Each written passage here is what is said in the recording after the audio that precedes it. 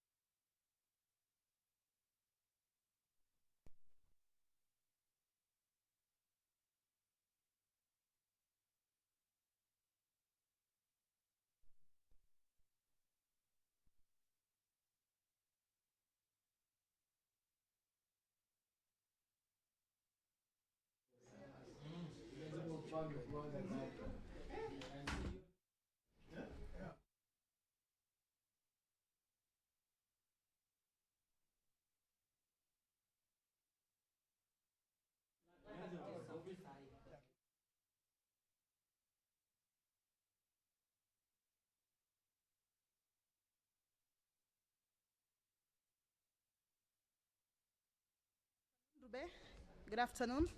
Mic test, mic test, mic test. Mic test, mic test. Good afternoon to you, and you are right on time. Kosawa?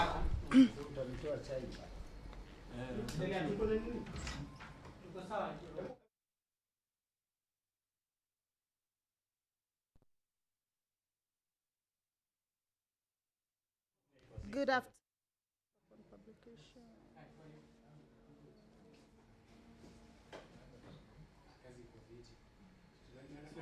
Natamani vile siku nitaambiwa tu nitoke nisiwe rudi kwa hii nyumba. Nitaenda. Sasa wewe ndio utakuwa umetoa maswali kesho ama ni mimi siko kwa swali.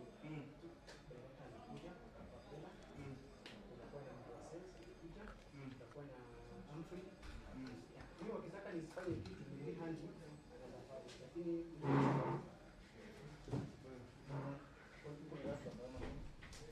nimetoka kabisa.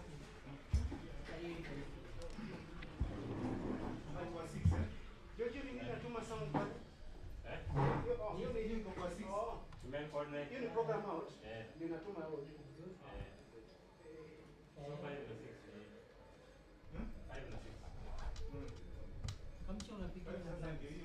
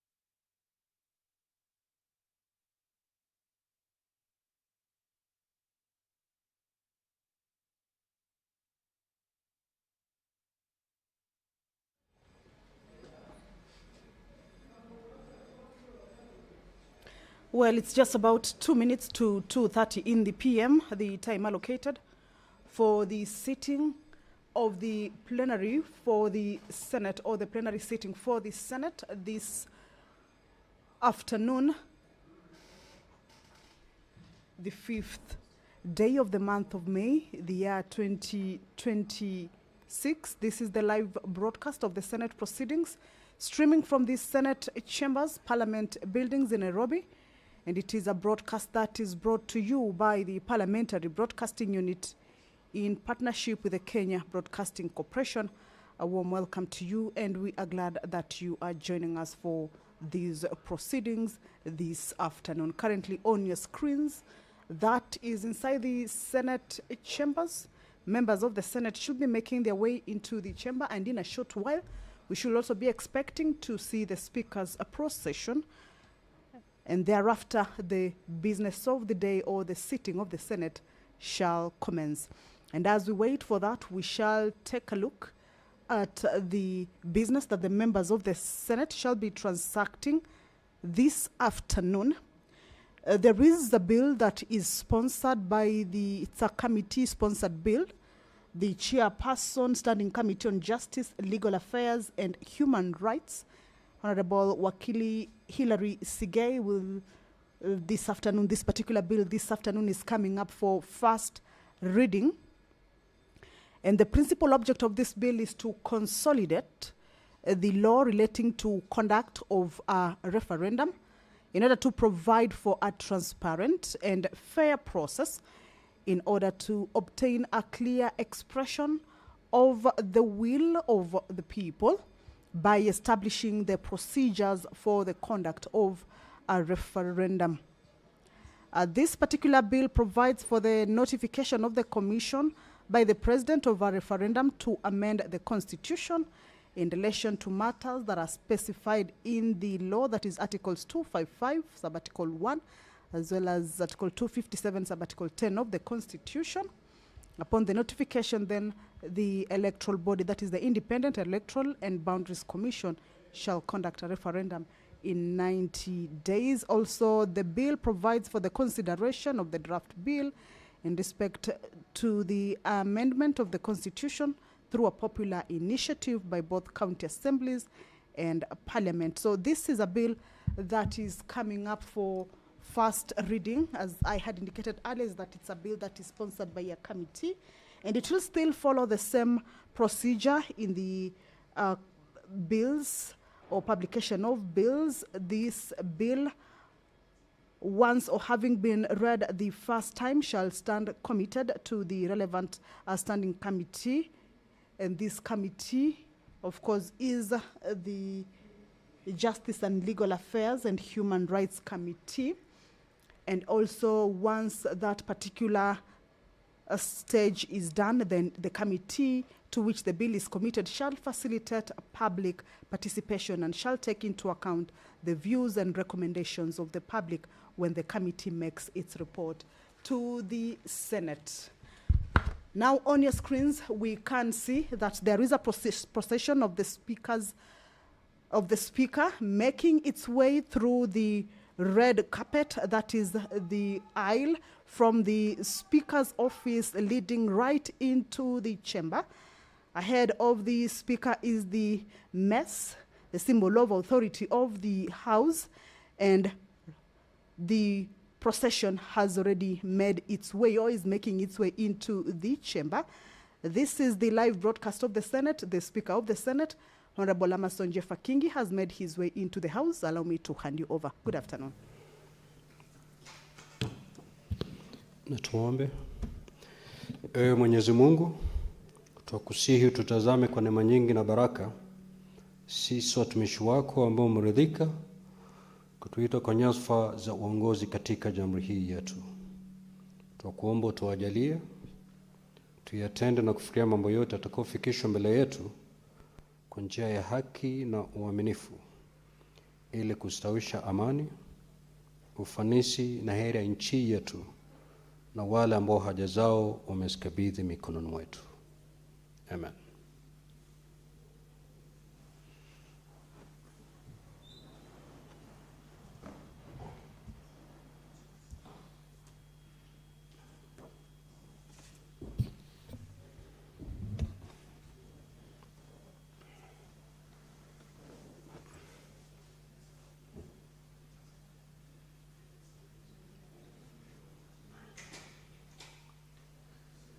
Clerk, do we have quorum? Sergeant at Arms, kindly ring the quorum bell for 10 minutes.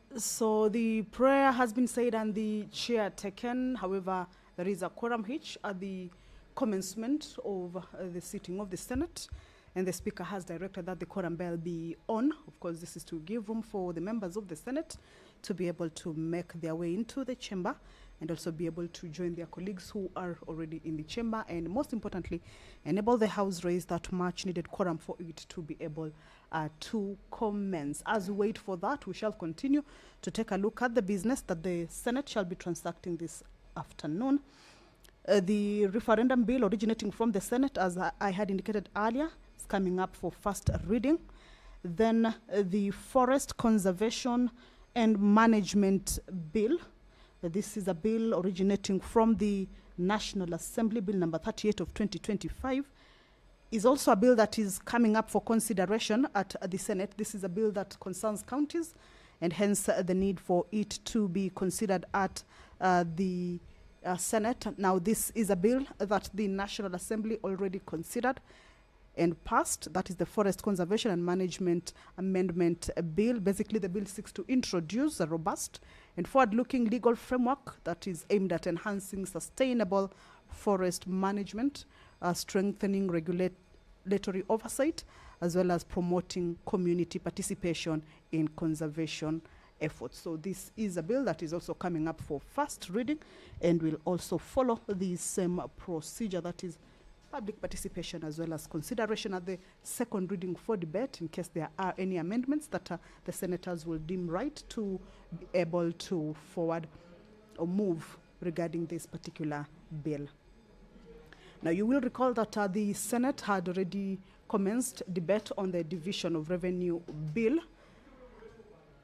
And this afternoon, the bill is also coming up for consideration for the mover to be called to reply.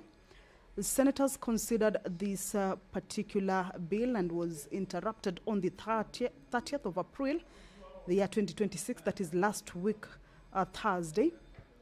And this afternoon, the bill is also coming up to progress.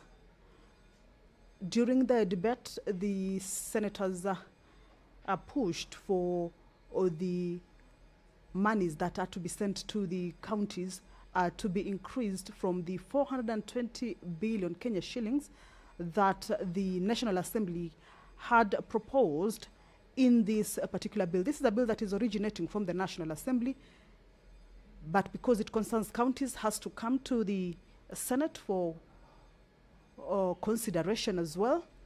The National Assembly had proposed that the counties for the financial year 2026-2027 be given a total of 420 billion shillings to be shared among the 47 counties. However, the senators, in their consideration of this bill, moved that the monies has to be increased to at least 450 billion Kenya shillings, indicating that the 420 billion shillings that the National Assembly had proposed was just a small increase Remember, during this financial year, the devolved units shared amongst themselves a total of 415 billion Kenya shillings. So senators indicate that the 5 billion Kenya shillings addition is a small amount, and they will be pushing for the monies to be raised to 450 billion Kenya shillings. So this definitely means that this bill will be moving to mediation for those two houses to come to a consensus on how much monies will be going to the counties. There is an amendment that the chairperson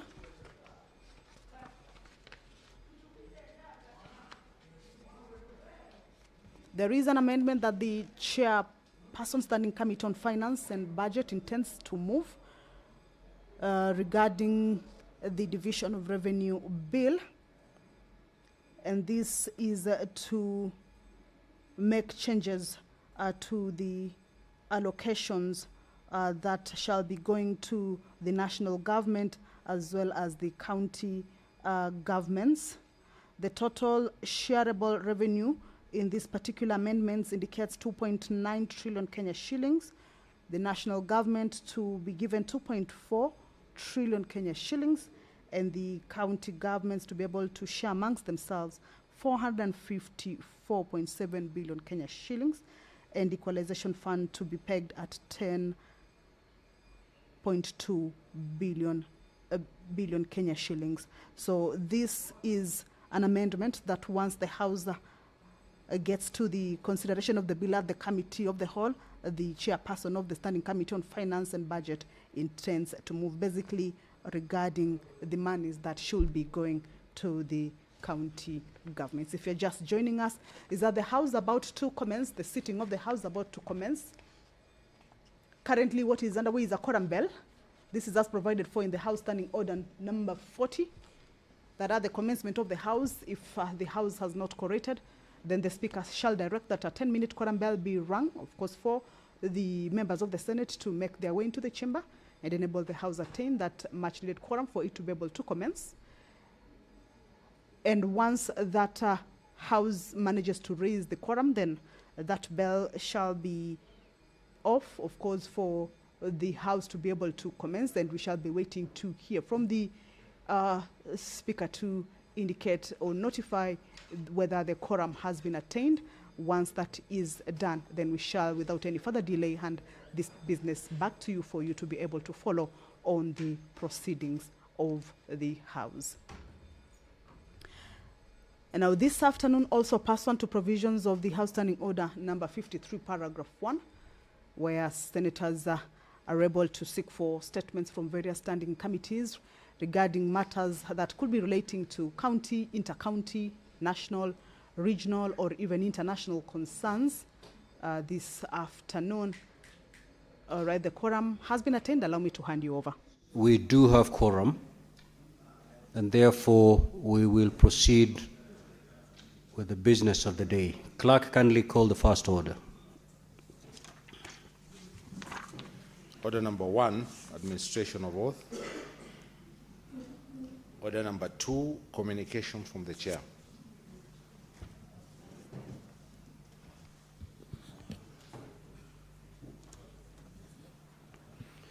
Now, honorable senators, the Senate, in collaboration with the National Assembly, runs the High School Voluntary Service Scheme, VSS. The program is aimed at providing students with first-hand knowledge on public service, democracy, and devolution. It gives the students an opportunity to learn and gain experience across various directorates in both houses of parliament. Through this program, students engage and familiarize themselves with the practical rules and functions of both houses of parliament. This is achieved by observing House proceedings, learning-based workplace practices, understanding legislative processes and policy formulation, and interacting with honorable members and staff of Parliament. This enables them to better appreciate the role of Parliament and its contribution to devolution and national development. The program targets public, private, and international schools, and is conducted during the school holidays when Parliament is in session and on occasion when the houses are on recess. The following schools have undertaken and benefited from the program: Starehe Boys Center, Alliance Girls High School, Alliance High School, Strathmore School, Brayside Thika School, Brayman School, Kianda School, Starehe Girls Center, Nginda Girls High School. Nginda Girls High School. Now, honorable senators, the program further enables Parliament, and specifically the Senate, to connect with young people, thereby fostering leadership skills among students, encouraging them to remain focused and motivated in their studies, and nurturing a passion for leadership and patriotism. It also deepens the understanding of representation, oversight, legislation, and evolution at both levels of government. Additionally, students from different schools are accorded an opportunity to interact, share experiences, and learn from one another. Honorable Senators, you will recall that during the afternoon sitting of Wednesday, 25th of March 2026, I issued a communication acknowledging a student who was undertaking a one-week service in the Senate under the Voluntary Service Scheme VSS. In the usual Senate tradition, I accorded Senator Edwin Sifuna MP, the Senator for Nairobi City County, an opportunity to welcome the student. After welcoming the student, the Senator requested the Speaker to allow another member of the Nairobi City County delegation to also welcome the student. Senator Karen Nyamu MP, that is Senator Karen Nyamu MP. In the course of our welcoming remarks, the Honorable Senator Nyamu MP made utterances that were disrespectful, inappropriate, and fell short of the standards of decorum and respect expected of members of this House. The utterances made brought embarrassment to the Senate, the student's family, and the public. As honorable senators are aware, the Senate as an institution upholds the dignity of all persons within its precincts, including members of public, staff, and in particular students participating in the programs intended to enhance the understanding of parliamentary processes. The utterances and the conduct exhibited by Senator Nyamu MP on the said date are inconsistent with these values and undermine the integrity and standing of the Senate. Against this background, it has become necessary to address this matter and emphasize that all members must conduct themselves as per the Code of Conduct for State Officers, and in particular, in a manner that reflects honor, dignity, and respect for all persons irrespective of age or status. Now, honorable senators, in this regard, therefore, the senator is required to tender unreserved apology at the earliest opportunity to the Senate, the student, and the student's family, and the public for the distress occasioned by her remarks, before being allowed to transact any business in the Senate. To this end, I direct that the office of the clerk immediately communicates the contents of this communication to the senator so that she is guided accordingly. Honorable senators, you may walk in and take your seats.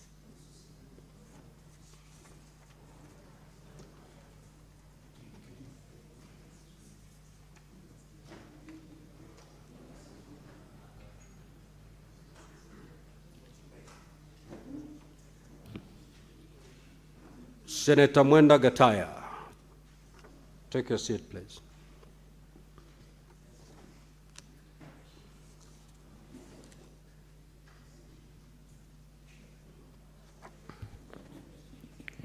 Now, honorable senators would like to acknowledge the presence in the Speaker's gallery this afternoon of a visiting delegation of members of staff in the Department of Research Services of the Parliament of Uganda.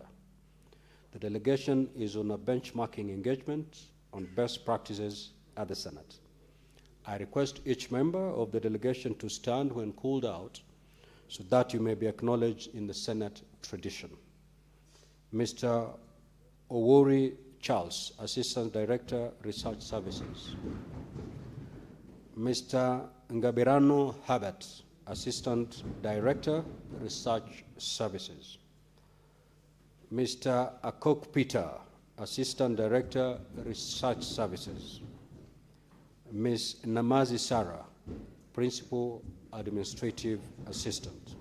Now, on behalf of the Senate and my own behalf, I extend a warm welcome to you and wish you a fruitful visit here at the Senate. I'll call upon the Majority Whip under 1 minute to extend a word of welcome. Senator Wakoli, welcome.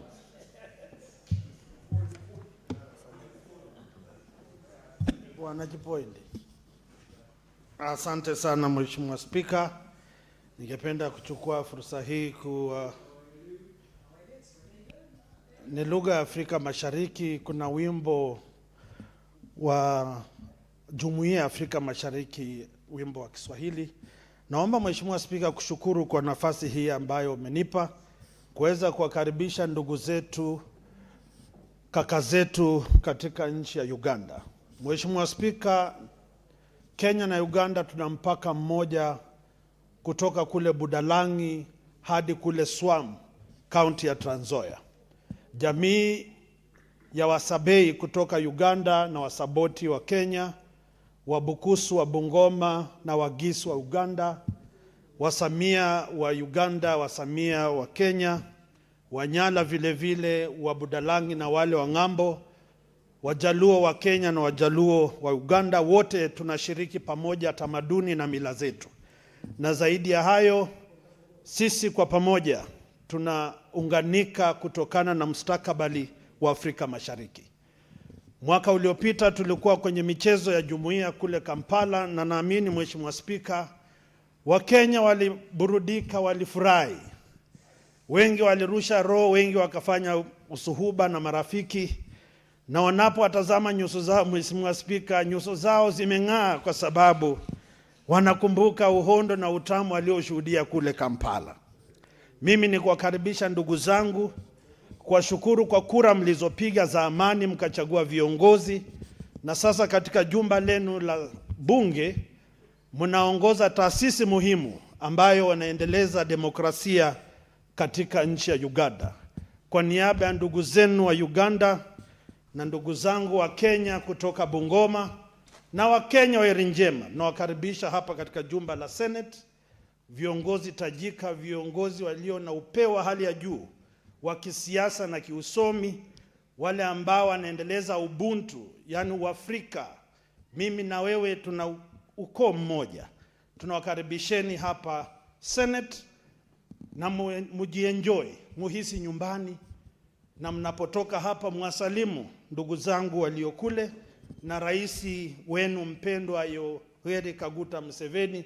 Tunamtakia maisha mema na wabunge wenzetu walio huko, na inshallah Mungu akipenda tutakutana tuendelee kufurahia matunda ya Jumuiya ya Afrika Mashariki. Asante Mheshimiwa Spika kwa nafasi ulionitunuku. Asante. Next order. Order number 3, messages.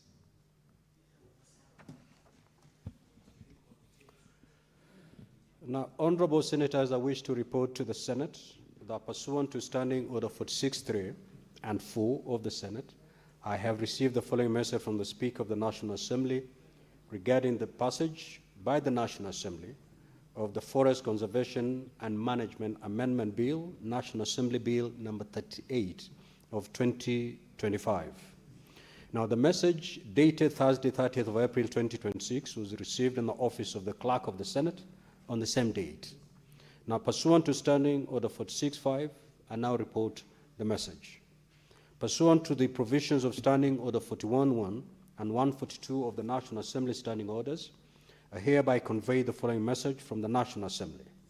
Whereas the Forest Conservation and Management Amendment Bill, National Assembly Bill number 38 of 2025, was published via Kenya Gazette Supplement number 135 of 8th August 2025 as a bill to amend the Forest Conservation and Management Act by establishing a legal framework relating to forest conservation and management that is in tandem with the modern realities Contemporary Global Discourse on Forestry Conservation and Management, and Kenya's obligations on the environment, and generally conform to the dictates of the Constitution. And whereas the National Assembly considered the bill and passed it with amendments on Wednesday, 29th of April 2026, and in the form attached hereto, now therefore, in accordance with the provisions of Article 110 of the Constitution and Standing Order 41 and 142 of the National Assembly Standing Orders, I hereby refer the said bill to the Senate for consideration. Now, pursuant to Standing Order 163, which requires that a bill which originates in the National Assembly be proceeded with by the Senate in the same manner as a bill introduced in the Senate by way of first reading, in accordance with Standing Order 144. Honorable Senators, as you may have noted, the Forest Conservation and Management Amendment Bill, National Assembly Bills number 38 of 2025, has been listed in today's order paper, and at the appropriate time during this sitting, I will direct the clerk to read the bill a first time. I thank you. Next order, clerk. Order number 4, petitions. Order number 5, papers. Order number 6, notices of motion. Order number 7, questions and statements. Statement pursuant to Standing Order 52-1, the Honorable Senator for Elgeyo Marakwet, Senator William Kisang. Thank you, Honorable Speaker. Honorable Speaker, Mr. Speaker, sir, I rise pursuant to Standing Order 52-1 to make a statement on a matter of national concern, namely the remarkable and historic environmental achievement by Hillary Kiplagat Kibiward, a distinguished climate action youth leader and founder of the Green Earth Ambassadors Foundation, who on between 11 a.m. on 22nd April, which happened to be my birthday, and 11 a.m. on 23rd April 2026, took up the challenge of planting 23,326 indigenous tree seedlings within 24 hours, surpassing the current Guinness World Record mark.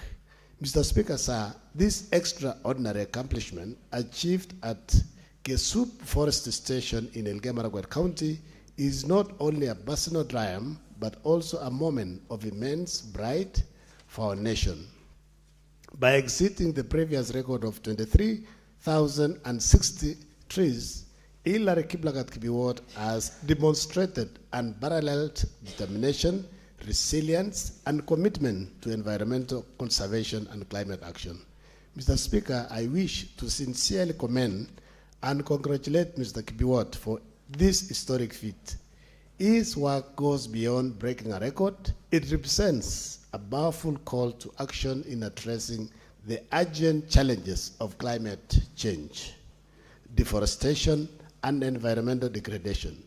Planting over 23,000 indigenous seedlings within a single day is a testament to what dedication, discipline, and vision can achieve. Mr. Speaker, sir, allow me to recognize that this achievement is deeply rooted in a personal journey of transformation and purpose, inspired by his early experiences of witnessing deforestation. Mr. Kibiward chose to champion environmental restoration, turning a challenge into an opportunity for positive change. Through the Green Earth Ambassadors Foundation, he has for over 8 years mobilized communities, restored degraded landscapes, and protected vital water catchment areas in Elgeyo Marakwet County and beyond. Mr. Speaker, sir, this initiative aligns strongly with the government's environmental agenda, including the ambitious vision of planting over 15 billion trees by 2030 under the leadership of His Excellency, the President Dr. William Samoei Ruto.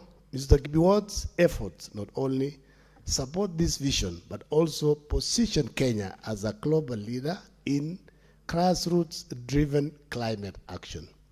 I also wish to acknowledge the role of local communities, forestry officials, and volunteers who supported this initiative. The collective effort underscores the importance of unity and collaboration in achieving sustainable environmental outcomes. Mr. Speaker, sir, this remarkable achievement serves as an inspiration to the youth of this nation and to the world at large. It proves that individual action, when driven by purpose and commitment, can yield global impact. Mr. Kibuot's motto, plant trees today, tomorrow, and forever for a better future. It's not just a statement, it's a call to action for all of us. In recognition of this milestone, I urge the government, relevant ministries, and environmental stakeholders to formally support and scale up such initiatives. There is need to invest in youth-led climate action programs, strengthen reforestation efforts, and ensure the sustainability of such impactful projects, including maintaining a high survival rate of planted seedlings. Mr. Speaker, sir, as we celebrate this achievement, let us reaffirm our collective responsibility to protect our environment for present and future generations. I call upon all Kenyans to emulate this example and actively participate in environmental conservation efforts. On behalf of the Senate, I extend my deepest appreciation and recognition to Hillary Kiplagat-Kibiwot for his outstanding contribution to environmental conservation and for bringing honor and pride to our nation. Thank you, Honorable Speaker, also for allowing him to sit in the Speaker's gallery. Thank you. Now, Honorable Senators, Mr. Hillary Kiplagat-Kibiwot is present in the Speaker's gallery. Mr. Hillary, you may stand so that the Senate may acknowledge your presence.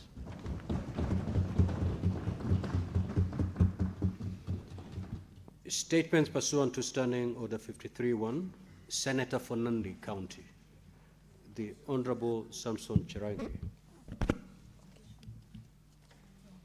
That statement is dropped. The Senator had he had one statement. The Senator for Nairobi City County, the Honorable Edwin Sifuna. Speaker, with your permission, just allow me to thank you for that communication that you've made regarding the incident involving the young lady, Ms. Murimi, from Briban Garden Estate. As the head of delegation, I also take responsibility. And I learned my lesson, Speaker. I should be following your guidance. Sometimes we try to mentor and provide opportunity for our colleagues to also speak. And you've heard them repeatedly saying gender, Speaker. So when we give that opportunity, we wanted her to inspire the little girl. But I want to also inform you, Mr. Speaker, that I had a conversation with her, and the communication that you have had today is quite good for the House.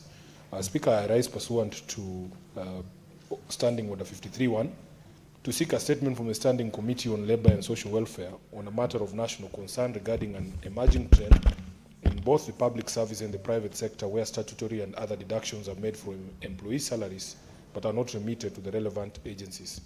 Mr. Speaker, this malpractice has undermined the welfare of employees across the country. Many workers seeking health services, including through the Social Health Authority, attempting to access SACCO loans from their cooperative societies, or claiming retirement benefits, discover that their contributions have not been remitted, leaving them unable to access services or funds despite years of faithful, dedicated service.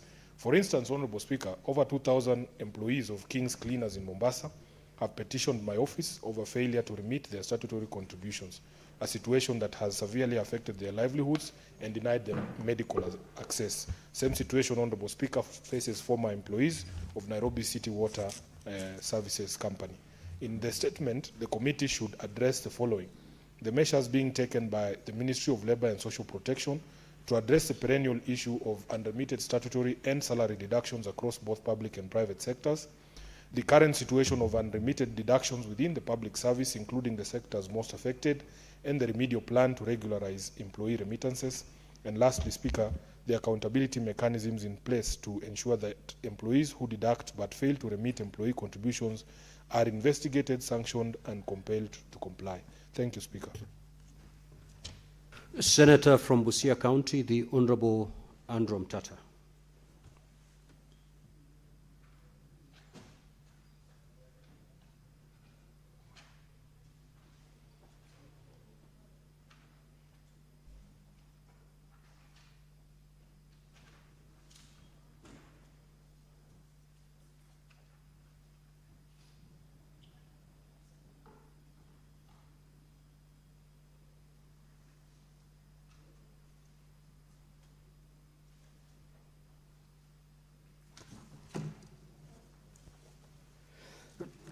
Excuse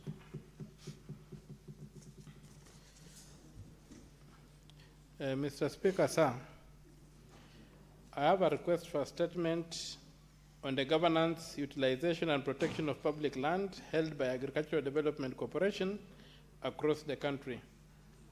Mr. Speaker, sir, I rise pursuant to Standing Order 53 Clause 1 to seek a statement from the Standing Committee on Agriculture, Livestock, and Fisheries on a matter of national concern regarding governance, utilization, and protection of public land held by the Agricultural Development Corporation, ADC, across the country. Mr. Speaker, sir, the Agricultural Development Corporation was established to manage public agricultural land for purposes including food production, livestock development, agricultural research, and settlement support. Over the years, despite successive government interventions and audit, concerns continue to arise regarding the status and management of ADC land in various parts of the country, including Galana Kulalu, Magarini, Trans Nzoia, and Naivasha, where land held for public agricultural purposes has been affected by encroachment, irregular allocation, disputed ownership, and underutilization. In the statement, the committee should address the following: the location and parcel numbers of all land owned, leased, managed, or previously held by ADC across the country, including the acreage, location, tenure status, and current use of each parcel. 2, the status of all reported, investigated, and confirmed cases of irregular allocation, transfer, lease, or occupation of ADC land, including the persons, companies, or entities involved, the circumstances under which the land was allocated or transferred, and the action taken by relevant government agencies. 3, the number of government-funded projects and public-private partnership projects undertaken on ADC land, including the Galana Kulalu Food Security Project, indicating the objectives, budgetary allocations, implementing agencies, current status, outcomes, and challenges encountered. 4, the measures taken by the government to repossess, restore, or secure any ADC land found to have been illegally or irregularly acquired, including the status of investigations, prosecutions, or recovery proceedings by relevant agencies. 5, the governance structure of the ADC, measures in place to protect its land assets from further encroachment or mismanagement, steps taken to digitalize land records, and the manner in which ADC land is currently benefiting local communities and the public. Dated 28 April 2026, signed Senator Andrew Mtata Koiti. Mr. Speaker, second statement I seek to indulge into. You may proceed, Thank Honorable you. Senator. Request for a statement on illegal alienation and non-restoration of land reserved for a public market in Mukuru kwa Njenga, Embakasi South, Nairobi City County. Mr. Speaker, sir, I rise pursuant to Standing Order 53 Clause 1 to seek a statement from the Standing Committee on Lands, Environment, and Natural Resources on a matter of county-wide concern regarding the continued alienation and non-restoration of land LR number 209/12-678, originally reserved for a public market at Mukuru kwa Njenga, Embakasi South. Mr. Speaker, sir, this land was designated for public use under an approved part development plan in 1986, but was later irregularly allocated to private interests and subjected to informal subdivision and occupation. The National Land Commission is reported to have reviewed the matter, affirmed its public status, and directed revocation of title. However, these directives remain unimplemented, exposing the land to further encroachment and possible permanent loss. In the statement, the committee should address the following: whether the land was legally designated as public utility land for a market under PDP number 42.28.86 of 1986, and whether it was ever lawfully available for private allocation. Number 2, the circumstances under which LR number 209/12678 was created and allocated, the identity of the original allottee and the subsequent transferees, and whether due process was followed. 3, the official determination of the National Land Commission on this parcel, including directives issued and reasons for non-implementation. 4, the current legal and physical status of the land, measures to prevent further encroachment, and plans to restore it to its intended public purpose. 5, the impact of the absence of a designated market on local traders and livelihoods, and whether the government intends to develop a community market for residents. 6, steps taken to hold accountable any public officers involved in irregular allocation of land or failure to enforce lawful directives. Signed, Senator Andrew Mtato Koiti, MP from Busia County, Senator from Busia County, dated 29th April 2026. Thank you, Mr. Speaker, sir. Senator George Mbogo.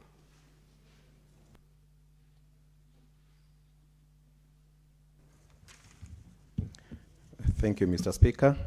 I rise pursuant to Standing Order 53-1 to seek a statement from the Standing Committee of Labor and Social Welfare on a matter of national concern regarding the implementation status of the 5% employment quota for persons with disabilities in the public service. Mr. Speaker, sir, Article 54(2) of the Constitution of Kenya and the Persons with Disabilities Act 2025 require the state to progressively ensure that at least 5% of the members of the public and appointive bodies are persons with disabilities. In the statement, the committee should address the following. 1, the current percentages of persons with disabilities employed across ministries, state departments, state corporations, and other public institutions, disaggregated by institution, job cadre, gender, and county. And number 2, the challenges hindering the attainment of the 5% employment threshold for persons with disabilities in the public service and the measures in place to address them. Number 3, whether the public institutions are required to submit periodic reports on disability inclusion in employment and the level of compliance with this requirement to date. And number 4, the corrective actions, policy reforms, capacity building initiatives, and the enforcement mechanism the ministry has put in place to address the identified gaps and accelerate the attainment of the required threshold.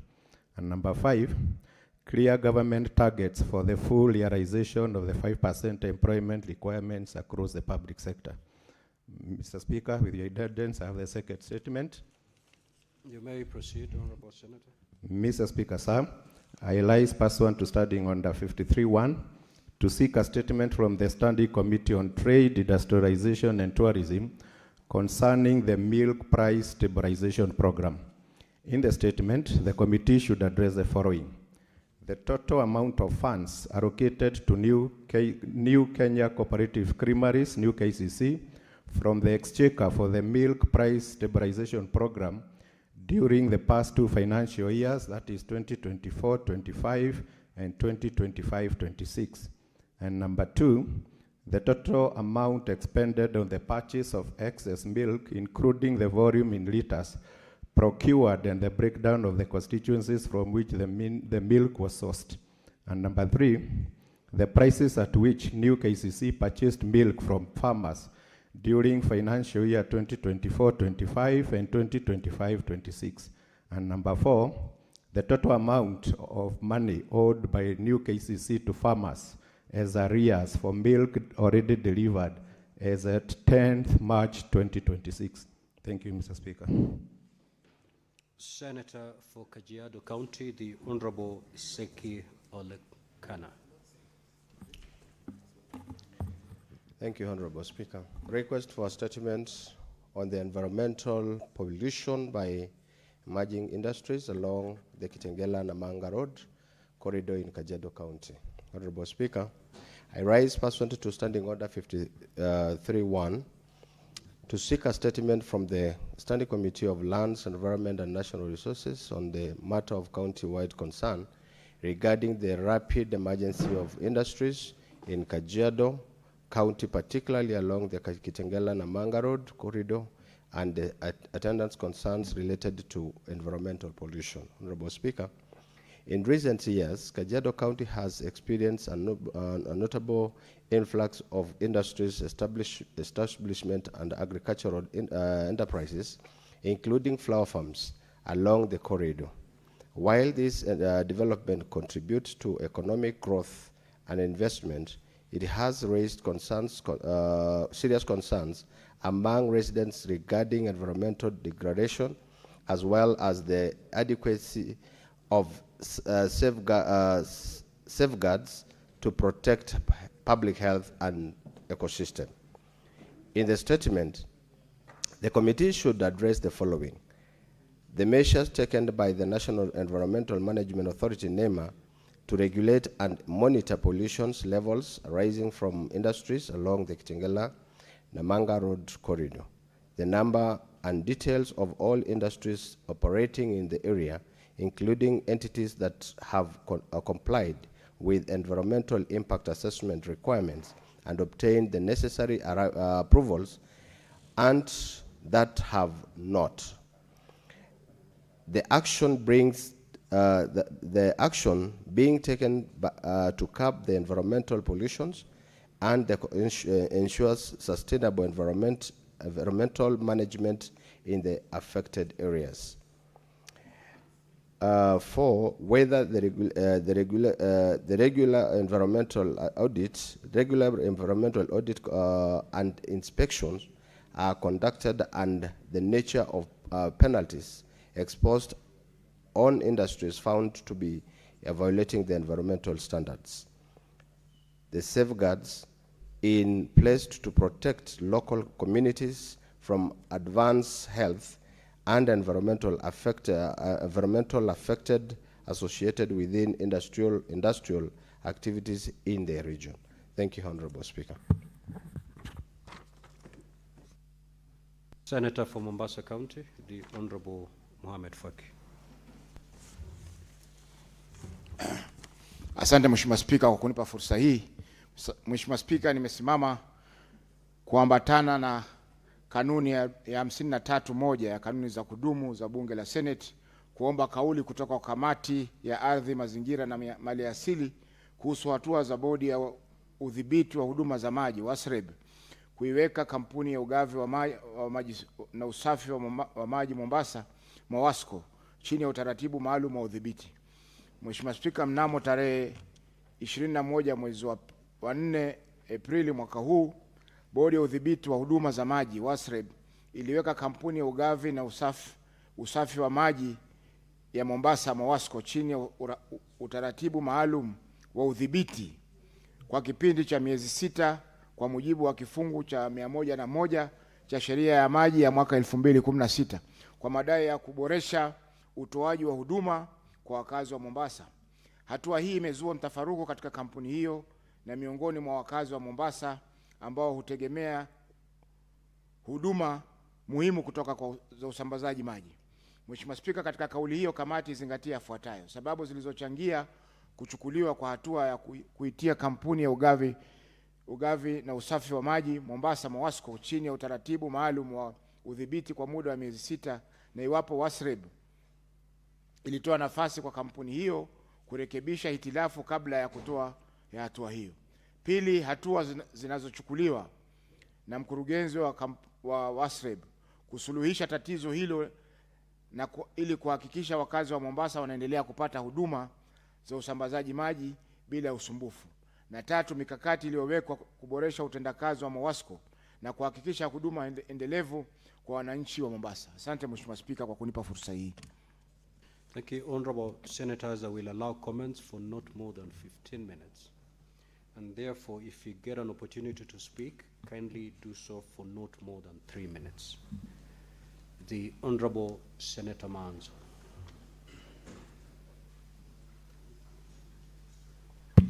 Thank you, Mr. Speaker, for giving me an opportunity to comment. I would like to comment on Senator Seki's request for statement.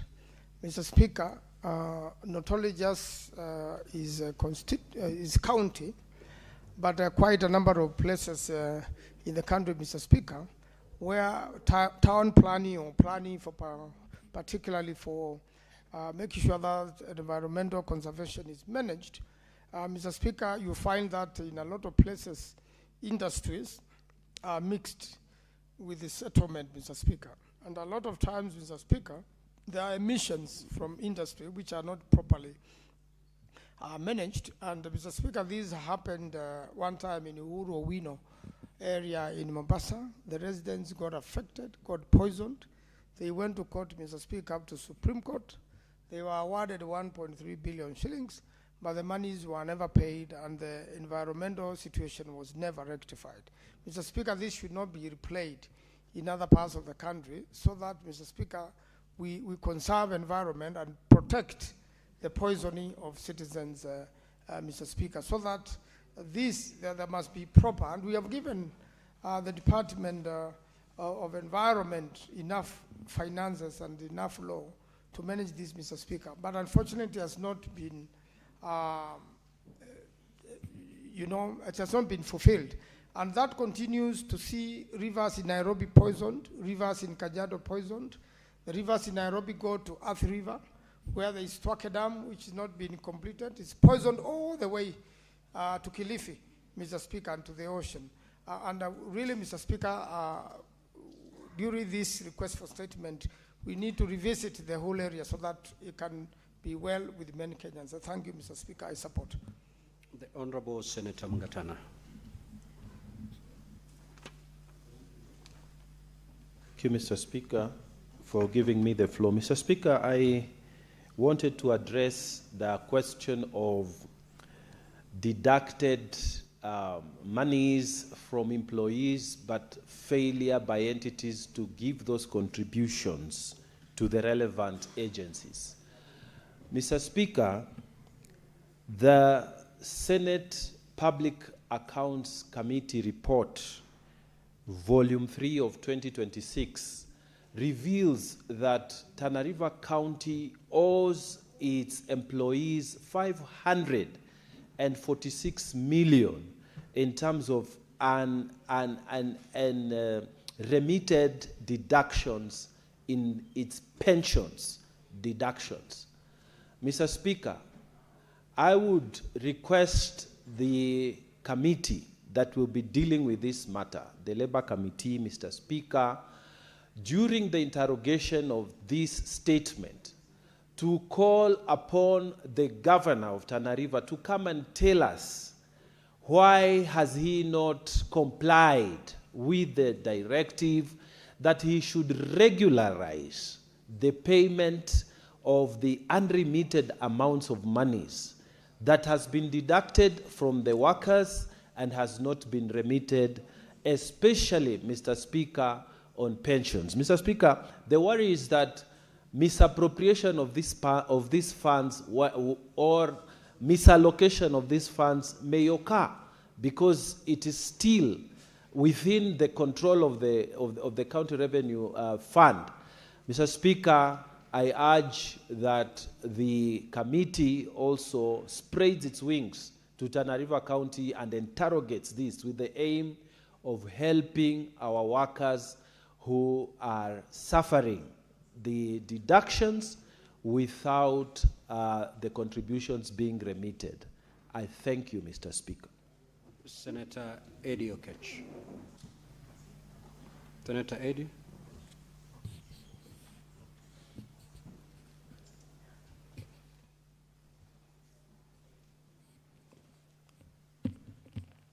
Thank you, Mr. Speaker. Mr. Speaker, I just wanted to quickly contribute on the statement by the Senator of Nairobi, Senator Sifuna, on the status of unlimited statutory deductions and actually salary deductions, Mr. Speaker. Mr. Speaker, this is an issue that we have really struggled with, even in CPIC. We have had a number of times, especially in our counties, a number of times that the biggest chunk of the pending bills that we're experiencing in CPIC are pending bills that have accrued from non-remittances of these deductions. And Mr. Speaker, the worst part is that now they are piling to be a major stumbling block to budgeting in counties because of the fact that they also come with fines. So in instances where you look at NSSF, there are fines that have been there. We actually did form a committee in CPIC with the National Treasury, Mr. Speaker, and my biggest worry is that the National Treasury does not respond to even some of these committees that we have formed with them. Because we formed this committee sometimes last year to be able to help the counties with this burden on their on their pending bill issues, Mr. Speaker. But even since that time that we formed this committee with the National Treasury, we haven't made any headways. So I think, Mr. Speaker, it is very important that perhaps this House revisits this thing, not only from the Committee on Labor and Social Welfare, but I think this should be a substantive motion in this House, because it's actually a crisis in the counties. And, Mr. Speaker, some of the people that end up suffering, Mr. Speaker, are people with meager earnings in the counties. You know, salaries of sometimes 20,000, 25,000, 30,000, 50,000. And then you wake up one day to go to claim even your share, and you can't get it, Mr. Speaker. So I wanted to urge that even as we have the Committee of Labor and Social Welfare going to deal with this particular issue, perhaps they can collect some ideas and consolidate with what sometimes looks like what Senator Thangwa did with the motion on education and motion on bursaries. Perhaps we should bring together a motion that consolidates ideas from CPIC and from this particular committee, so that we can have a substantive motion on interrogating, and perhaps even we need to have a special committee from the Senate, Mr. Speaker, to actually just deal with this issue, because it's a crisis in all counties, and it's... Senator Kisang. Thank you, Honorable Speaker. Honorable Speaker, I want to make comments on the statement by Senator Mbukwa on the Milk Stabilization Fund. Honorable Speaker, as dairy farmers across the country, especially those who are delivering milk to KCC, new KCC, are suffering, Honorable Speaker, because government came up with the stabilization pricing to ensure every farmer gets at least 50 shillings per kilo of milk.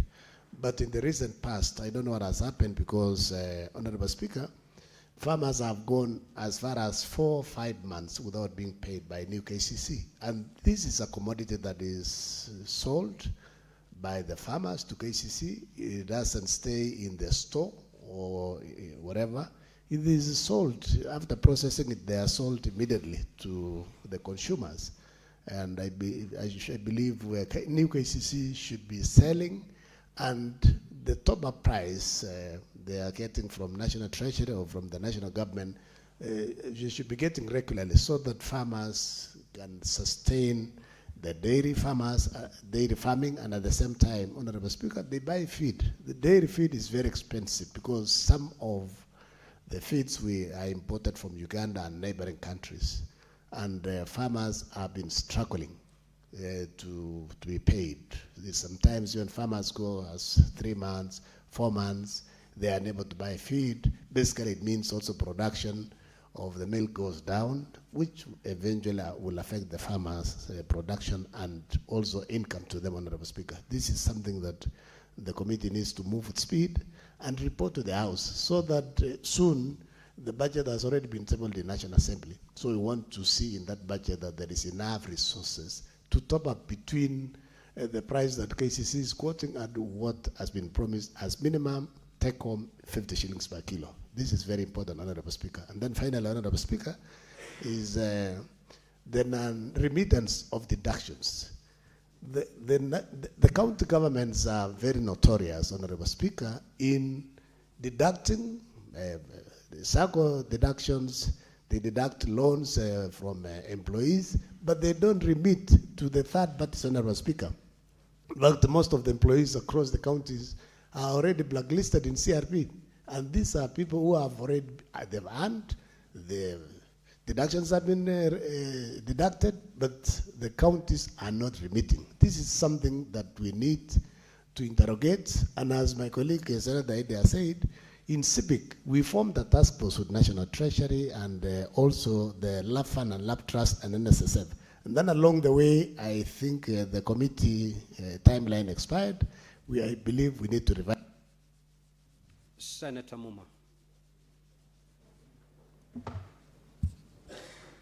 Thank you, Honorable Speaker. I'd like to contribute to Senator Sifuna's statement about statutory remittances, not just mainly by county governments.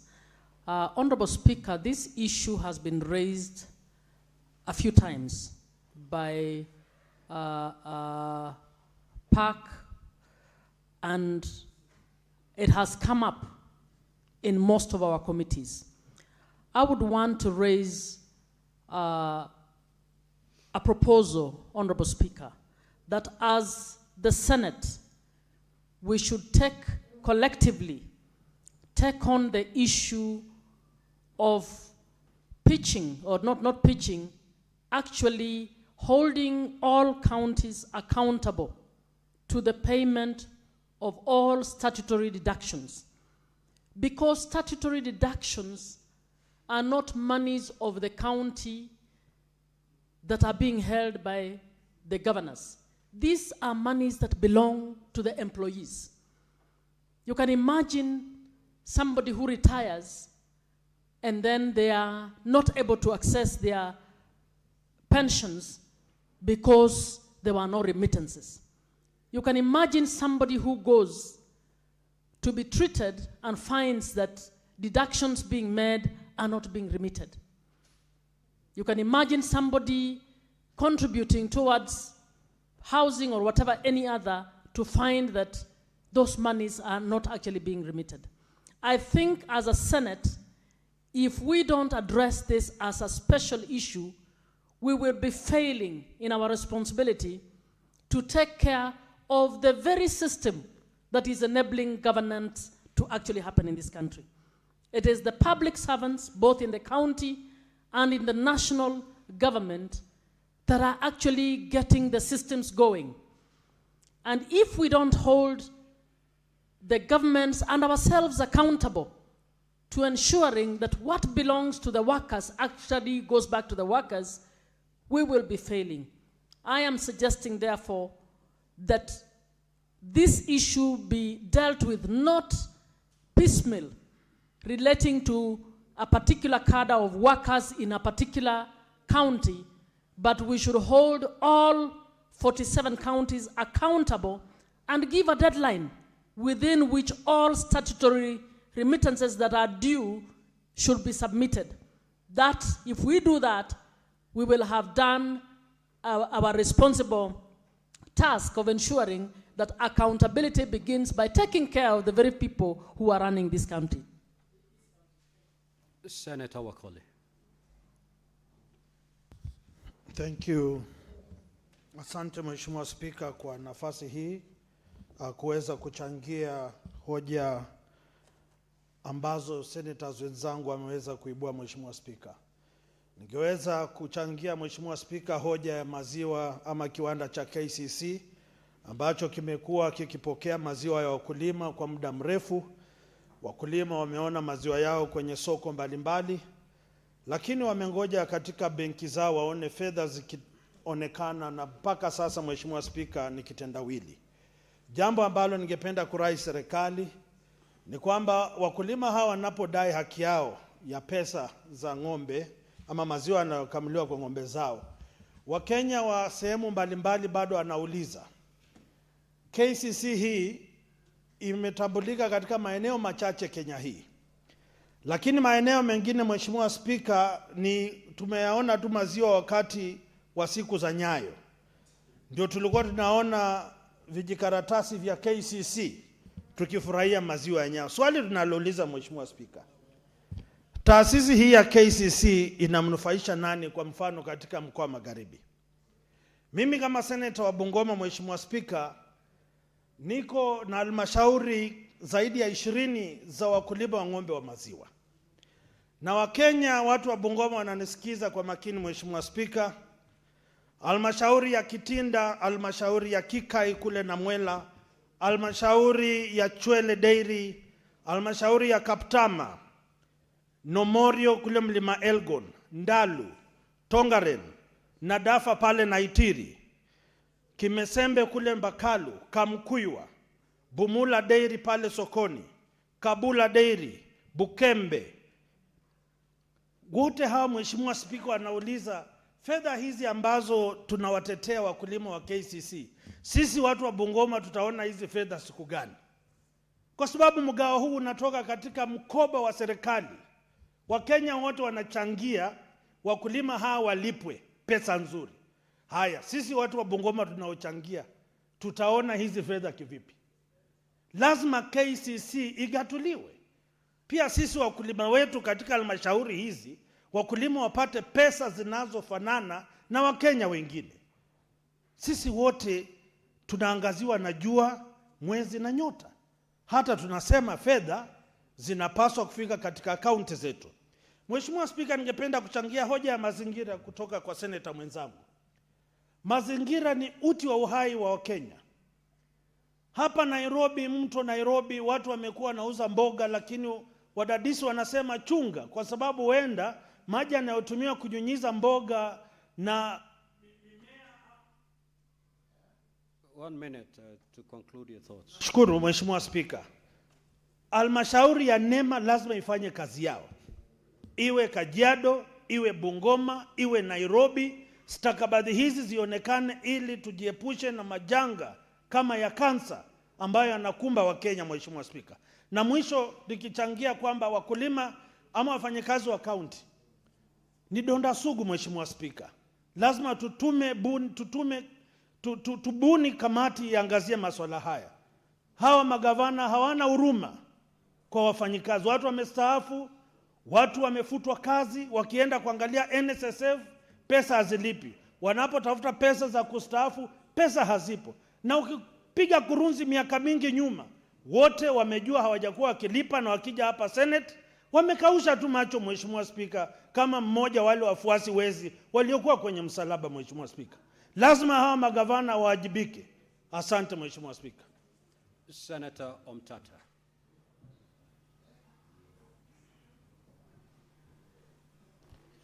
Thank you, Mr. Speaker, sir.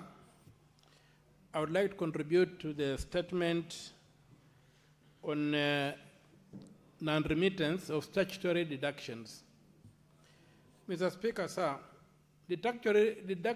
statutory deductions are a matter of law. It is a law that demands that these monies be deducted and remitted. Those who fail to do so breach the law, and I don't see why action is not taken against them, as people are breaching the law. We have tended to handle them with kid gloves, and that's why I think the problem is becoming, the issue is a runaway problem. I would suggest that some of these matters are taken up by law enforcement, and these officers are dealt with accordingly. But also, to play the devil's advocate for a brief moment, Mr. Speaker, sir, some of this failure to remit deductions is also caused by the National Treasury, which delays in releasing funds to counties. There are some genuine cases whereby the monies come late, and they find that a lot of penalties have been incurred and are not enough to pay the remittances. So, Mr. Speaker, sir, it's an issue of law enforcement that should also affect the Treasury, where the Treasury delays to release money to county governments according to the law. necessary sanctions should take place. Otherwise, we are punishing innocent people who are suffering. They can't service their loans. They can't service other obligations. And county governments end up with huge bills in terms of fines. So, Mr. Speaker, as a matter of law enforcement, I pray that this House takes action and ensures that the law is upheld as regards statutory deductions. Thank you, Mr. Speaker, sir. Now, honorable senators, we have exhausted the 15 minutes allocated to this session. We'll now move to the next order. Clerk, kindly call the next order.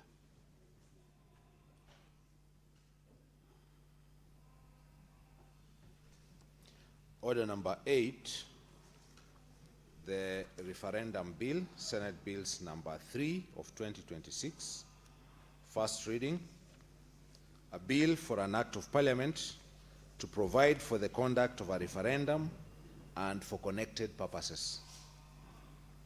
Order number 9, the Forest Conservation and Management Amendment Bill, National Assembly Bills number 38 of 2025, first reading. A bill for an act of parliament to amend the Forest Conservation and Management Act and for connected purposes. Next order. Order number 10, the Division of Revenue Bill, National Assembly Bill number 2 of 2026, second reading. Mover to reply. Senator Roba, you may proceed to reply.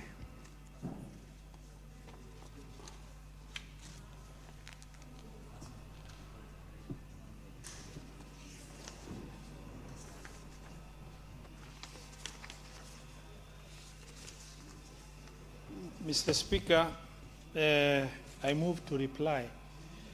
And I wish to take this opportunity to thank all the senators who contributed with commitment in support of devolution to this Division of Revenue Bill in support of what is proposed by the committee.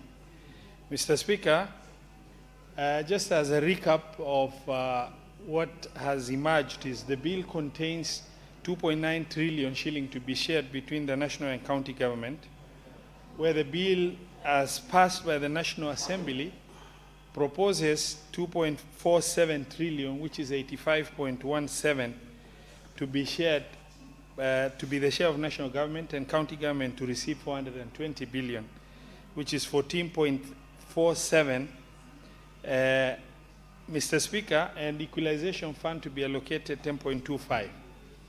Mr. Speaker, the committee has managed to dissect that and shared that the 5 billion increase from 415 of the previous financial year is not even adequate to meet the, the wage drift within the IPPD system, which is non-discretionary adjustment that happens annually. And in the wisdom of the committee, Mr. Speaker, based on the information that was shared by National Treasury, Mr. Speaker, the residual amount that after taking care of national government commitment was 330 billion, from where the committee proposes only 11% of that, which amounts to 39 billion, to be added onto the county government, bringing the county government share to 554 billion as proposed. And Mr. Speaker, I wish to thank the Senate for their wisdom to support the proposal by the Committee of Finance and Budget based on an inflationary figure of about 5% increase plus non-discretionary expenditures, including 2 SRC circulars that were meant to be implemented by county government. Mr. Speaker, from the discussion, what has come out is the major risks identified by the Senate are the issues that relate to delayed disbursement causing cash flow constraint, revenue shortfalls through transfers not done in timely manner, removal of protective clause exposing counties to funding uncertainty in that bill. And Mr. Speaker, the proposal by the committee was also supported by various stakeholders that the committee consulted with. Mr. Speaker, the most critical issue, there are two critical issues that have come out that the House has also agreed with the Senate. That is 8.94 billion shilling meant for UHC payroll of transferred workers where funds fall off function was erroneously put in division of revenue that only governs the vertical share of revenue between the national and county government, but does not touch on horizontal share of revenue. In the wisdom of the committee, we propose that money be moved to county additional allocation so that then the applicable personnel under each county can be adequately given the payroll support required from the 8.94 billion. Mr. Speaker, the second critical issue is the removal of a clause that shields the revenue uncertainties, that in the event of revenue shortfall, the shortfall should be borne by the national government. The National Assembly has removed that clause that has been traditionally there, and we propose that to be added, Mr. Speaker. And Mr. Speaker, other than that, it is the commitment of this House, the Senate of the Republic of Kenya, Mr. Speaker, that in our commitment and solidarity to support devolution, where the Senate is required to play its role in making sure devolution is protected and funds allocation to devolve units need to increase as funds allocation to national government increases.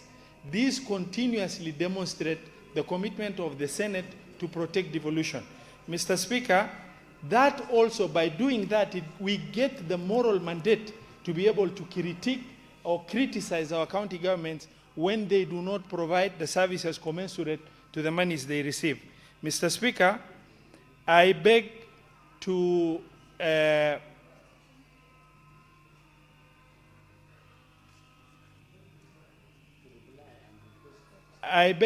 reply and now request, in line with Standing Order 666, subsection 3, that the putting of the question be deferred to a later date due to quorum. Mr. Speaker, I reply. Senator Roba, you may have to make a further request. Mr. Speaker, I beg to reply and request Senator Faki to second. No. You are supposed to, and you've already done that. Okay, so then we will defer the putting of the question. Now, honorable senators, allow me at this juncture to rearrange today's order paper. We will move to prosecute order number 19 and thereafter resume the normal flow of today's order paper. Clerk, you may proceed. Order number 19, motion, approval of sittings of the Senate to be held in Kilifi County. The Senate Majority Leader.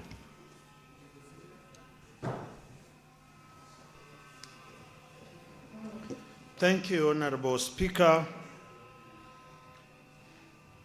Mr. Speaker, sir, I beg to move that aware that the Senate of Kenya is established under Article 93 of the Constitution and its main role, as set out at Article 96, is to represent, serve, and protect the interests of the counties and their governments. Further aware of the critical role that the Senate plays in the interlinkage between the national and county levels of government, and the need to enhance the interaction between the Senate and the county governments as a means of bringing the Senate closer to the counties and the general public.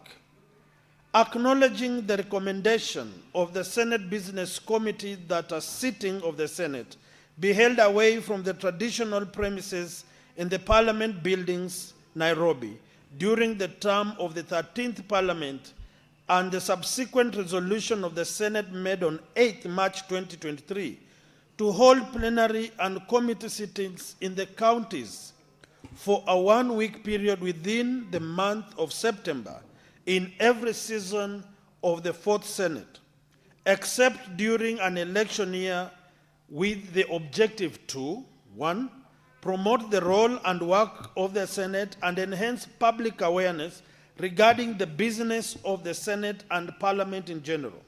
2, highlight existing and new opportunities for engagement in legislative process.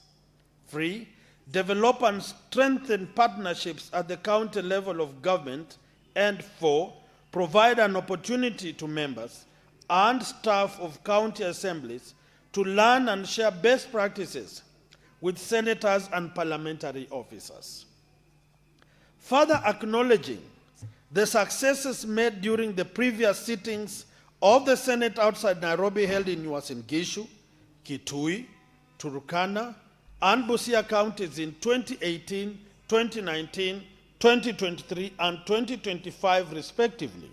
Now therefore, pursuant to Article 126(1) of the Constitution, the Senate resolves to hold its plenary and committee sittings in Kilifi County from 21st to 25th September 2026. Thank you, Honorable Speaker.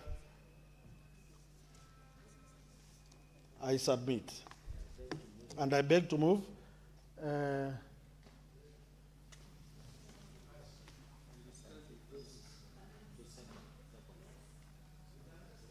I request, because I'm seeing the only lady in the House on the majority side, Senator Veronica, to second. Thank you. Honorable Speaker, let me correct that there is Senator S in the House. She's also on the majority side.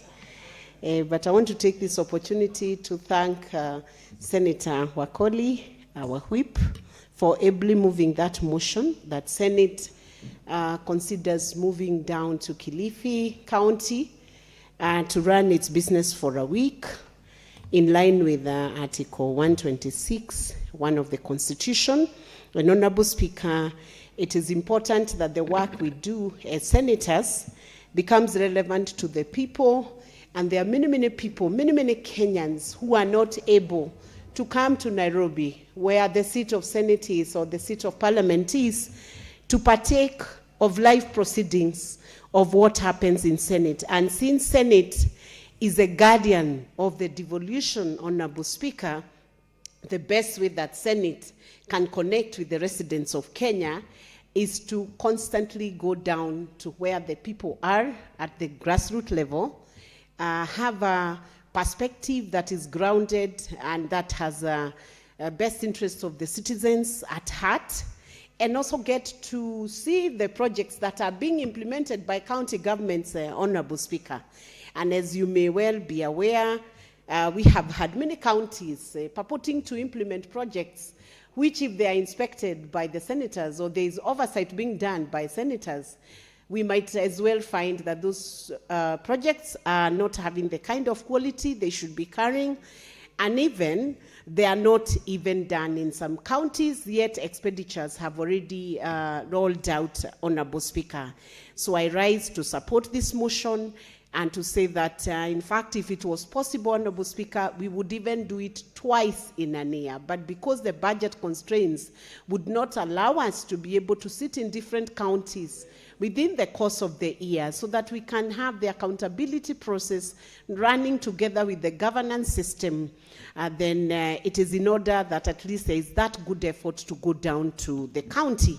And no better county, Honorable Speaker, like Kilifi County. Kilifi is a beautiful county. I can only say it is second to Murang'a County, because Murang'a retains the best county.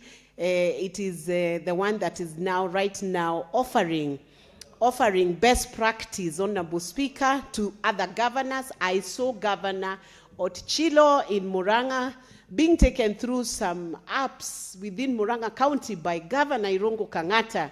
And we welcome all the governors to come to Muranga and learn a few things about how to implement projects in agriculture, implement projects in healthcare sector, and many other things that you can learn from Muranga and find the beautiful people of Muranga and connect with them. So, Honorable Speaker, I love the Kilifi County, and Honorable Speaker, you come from Kilifi County, and you served as a governor of Kilifi County, one of the best counties in this republic, Honorable Speaker.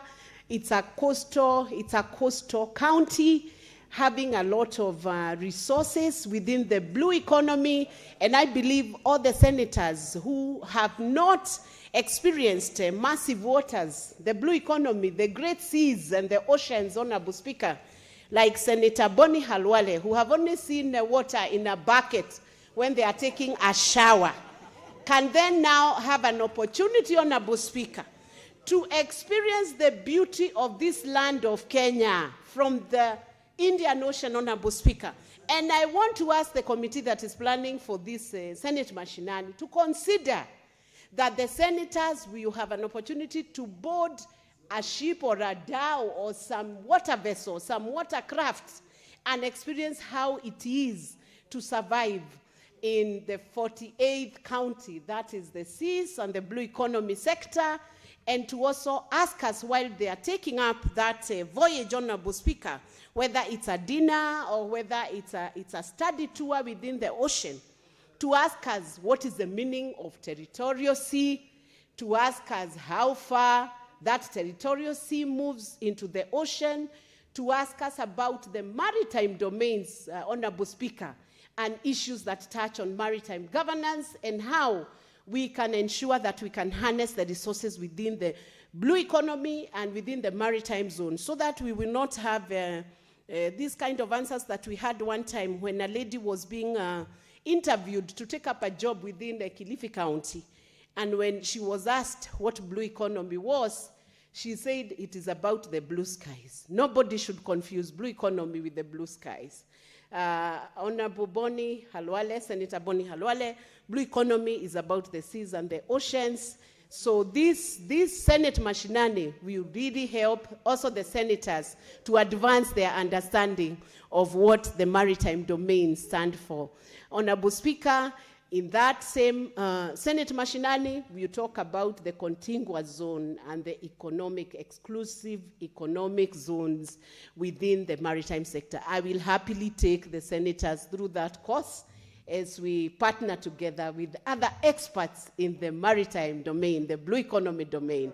And with those many remarks, Honorable Speaker, I wish to second and move forward. What is your point of order, Senator? What is your point of order? What is your... Thanks for your indulgence. As a speaker, standing on point of order number 105, granted that Senator Veronica might be having an afternoon crush on me, is she in order, Mr. Speaker, to suggest that I don't know what blue economy is?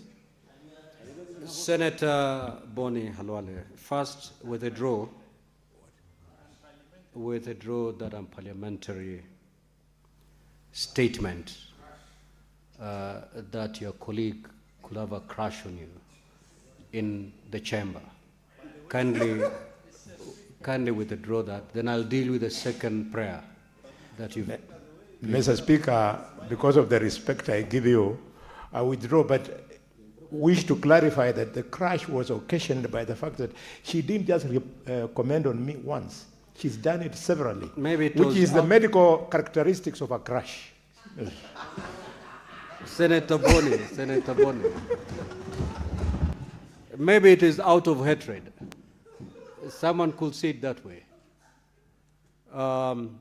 Senator Veronica, the good doctor, has deep knowledge on blue economy. That I can attest. Very well. I stand guided, and I want to... Senator Veronica, you had concluded seconding the motion? Yes. So allow me to propose the question. Thank you, Honorable Speaker.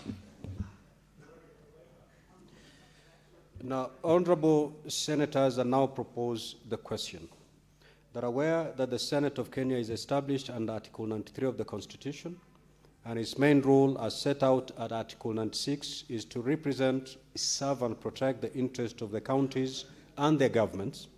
Further, aware of the critical role that the Senate plays in linkage between the national and county levels of government, and the need to enhance the interaction between the Senate and the county governments as a means of bringing the Senate closer to the counties and the general public, acknowledging the recommendation of the Senate Business Committee that our sitting of the Senate be held away from the traditional premises in Parliament buildings in Nairobi during the term of the 13th Parliament, and the subsequent resolution of the Senate made on 8th of March 2023 to hold plenary and committee sittings in the counties for a one-week period within the month of September in every session of the 4th Senate, except during an election year, with the objective to, 1, promote the role and work of the Senate and enhance public awareness regarding the business of the Senate and Parliament in general. 2, highlight existing and new opportunities for engagement in the legislative process.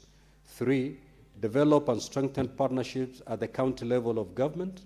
And 4, provide an opportunity to members and staff of the county assemblies to learn and share best practices with senators and parliamentary officers.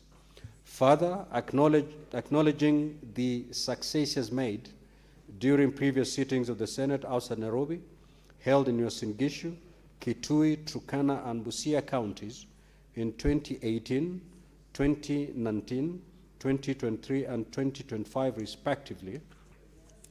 Now, therefore, pursuant to Article 126(1) of the Constitution, the Senate resolves to hold its plenary and committee sittings in Kilifi County from 21st to 25th September 2026. Now, honorable senators, this is rather procedural. The floor is open for debate. With your concurrence, you may allow me to put the question so that we dispense with this particular motion, or we may allow members to debate this motion. Do I have your concurrence that I put the question? Yes. Thank you. So, honorable senators, I will now proceed to put the question. That are aware that the Senate of Kenya is established under Article 93 of the Constitution, and its main rule, as set out at Article 96, is to represent, serve, and protect the interests of the counties and their governments.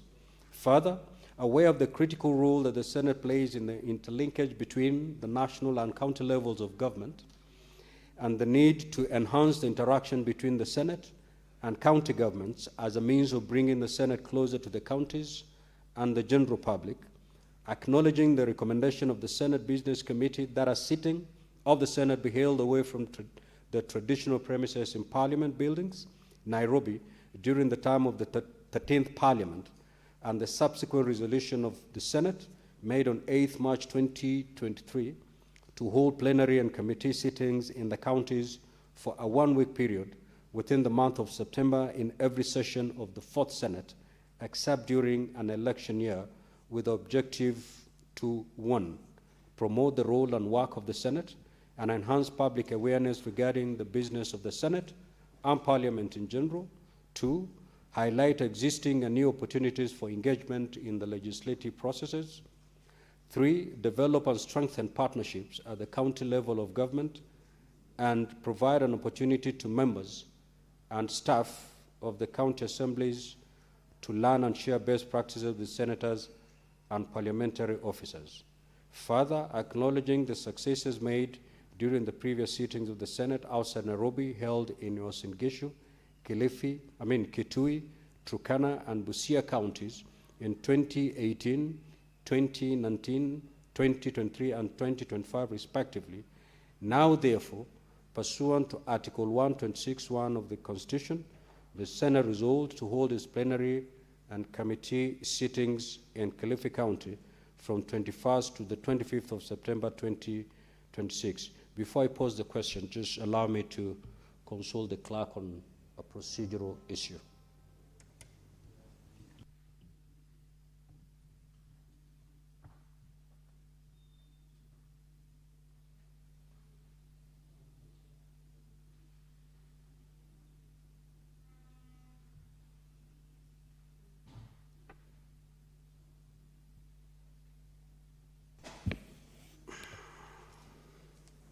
Having ascertained that we have the requisite quorum, I will now proceed. Will as many as of that opinion say aye? Aye. Will as many as of the contrary opinion say nay? The ayes have it.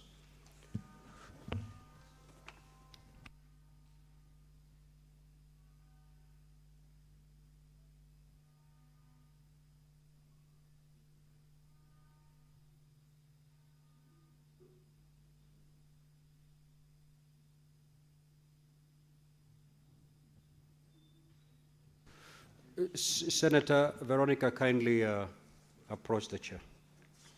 Now, we will proceed to order number 17, honorable senators, and thereafter we will see if we can assume the natural flow of today's order paper. Clerk, you may proceed to call that order. Order number 17, the Narcotic Drugs and Psychotropic Substances Control Amendment Bill, Senate Bills number 1 of 2024, second reading.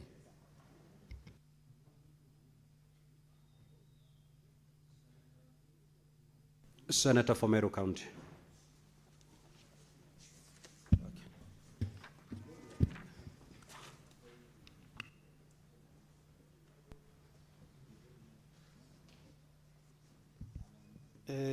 Thank you, Honorable Speaker, for this opportunity.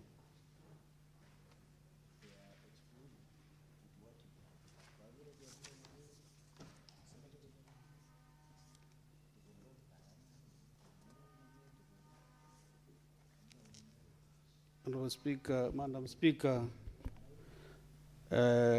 allow me to move this motion, the Narcotic Drugs and Psychotropic Substances Control Amendment Bill, Senate Bills number 1 of 2024. Madam Speaker, I want to start by giving some background on what Mera has done to the economy of our country. And Madam Speaker, can you protect me from my second of the motion, which just binding me? Honorable members, can the honorable senator be heard in silence, please? Consult in low tones. So, Madam Speaker, I want to give some brief background on why Mera is an important cash crop in Kenya.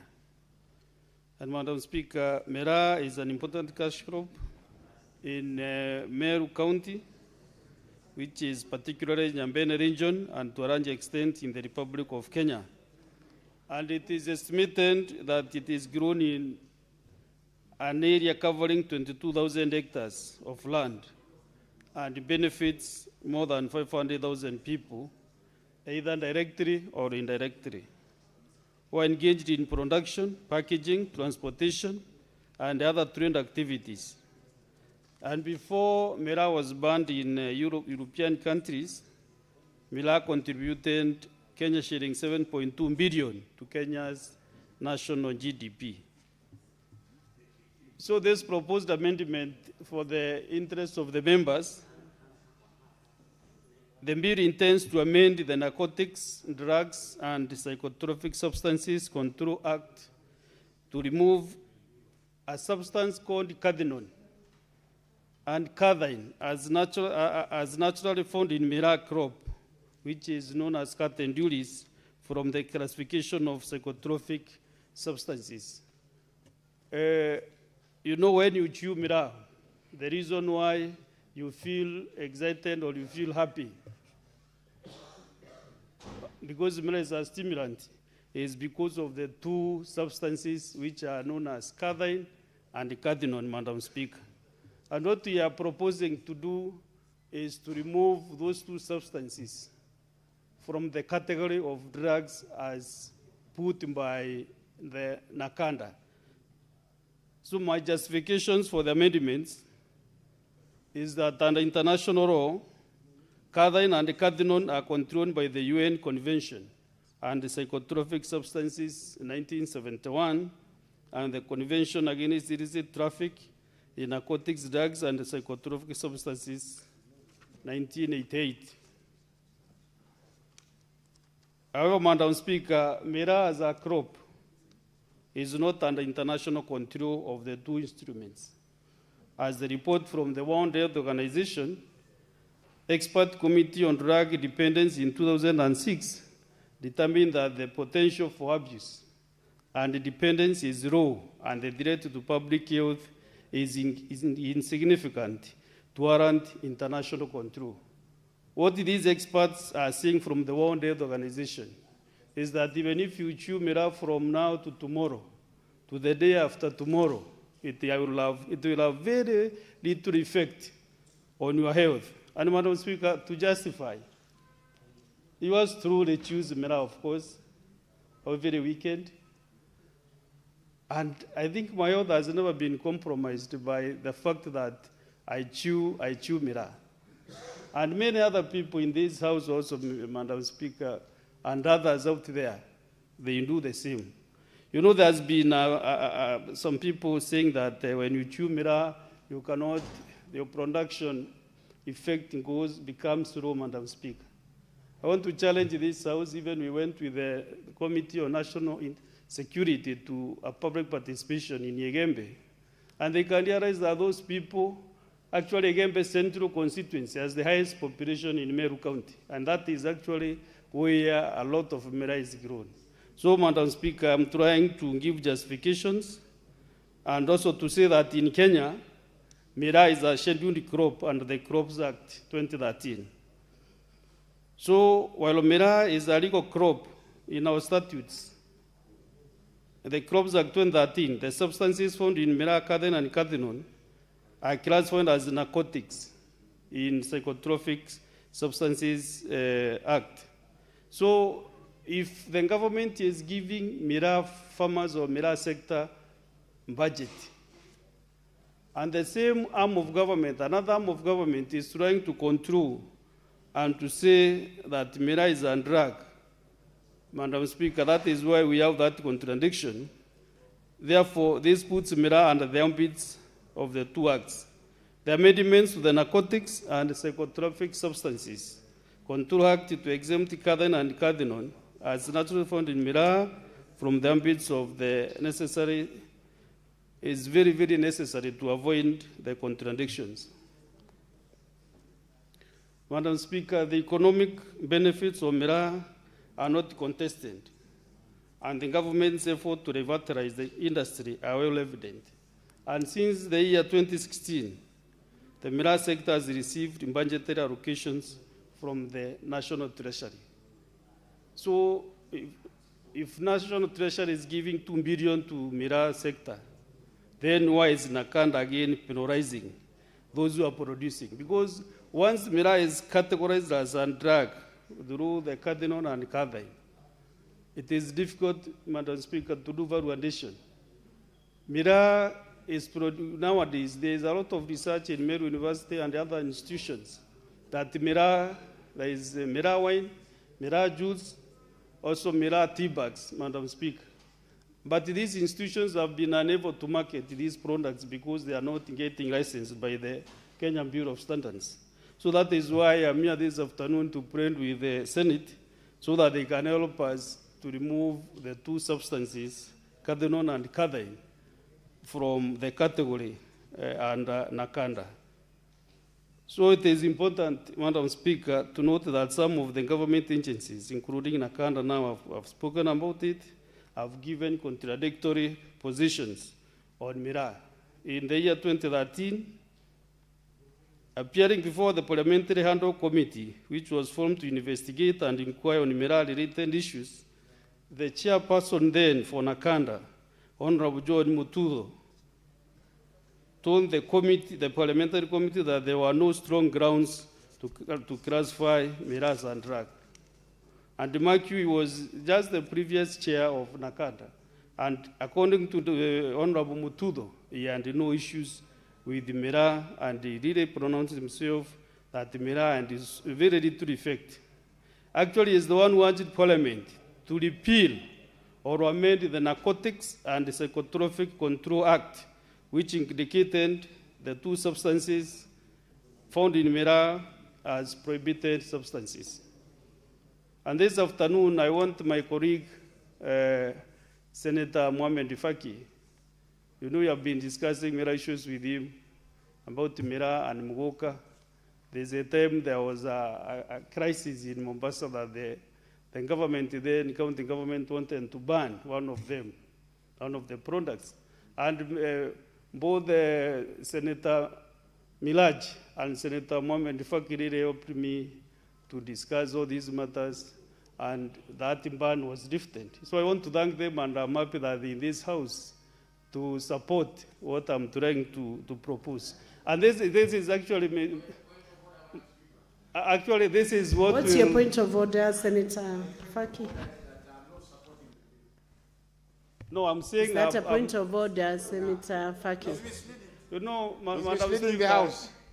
you should not affect the flow of my submission with Proceed such a on, point of order. You know, when you get the mic, that is Senator- when you can make those decisions. Senator But- Kathuri, proceed on with your submissions. Let's proceed on. You know, I've thanked him so much, Madam Speaker, and I don't know why now he's again getting pissed off. Because once we get permission, we remove Cardinal and Kadai from Nakanda list. Even we'll have no Mira to take to Mombasa, because his worries is maybe there are some people chewing, not even Mira, the other Mogoko or something, but we'll have no Mira to take to Mombasa. We are going to do valuation. And the quantities that we need, even Mombasa people will be walking to Meru to ask where they can get a twig of Mira from. Because what we want to do now is to go valuation, Madam Speaker. So we wanted to make sure that even these trucks we see on the road, the pickups and the trucks are wrong on their own, because we'll be shipping our finished products, which we will do valuation to Europe and to other destinations. Madam Speaker, in the year 2021, the Meru County government, in collaboration with the Kenya Medical Research Institute, KEMRI, conducted the International Scientific Mira Conference. And Nakanda and the Kenya Bureau of Standards expressed their support for the development of Mira products. These Mira products is what I mentioned, is Mira wine, Mira juice, Mira tea bags, and other substances that can be mined from Mira as a crop. So, but these two organizations, KEBS and Nakanda, cited illegal handle since Mira contains cardinal. And that is why we are trying to see how best we can remove this cardinal and cadeine from the list of narcotics and psychotropic substances. If you go and manufacture cardinal and cadeine in labs, as they do in the European countries, Madam Speaker, then that can be termed as a drug. But when cardinal and cadeine are appearing in their natural state, therefore, that is what we are saying, that is not a drug, but just a very simple substance, just to make you feel high and also to make you feel relaxed.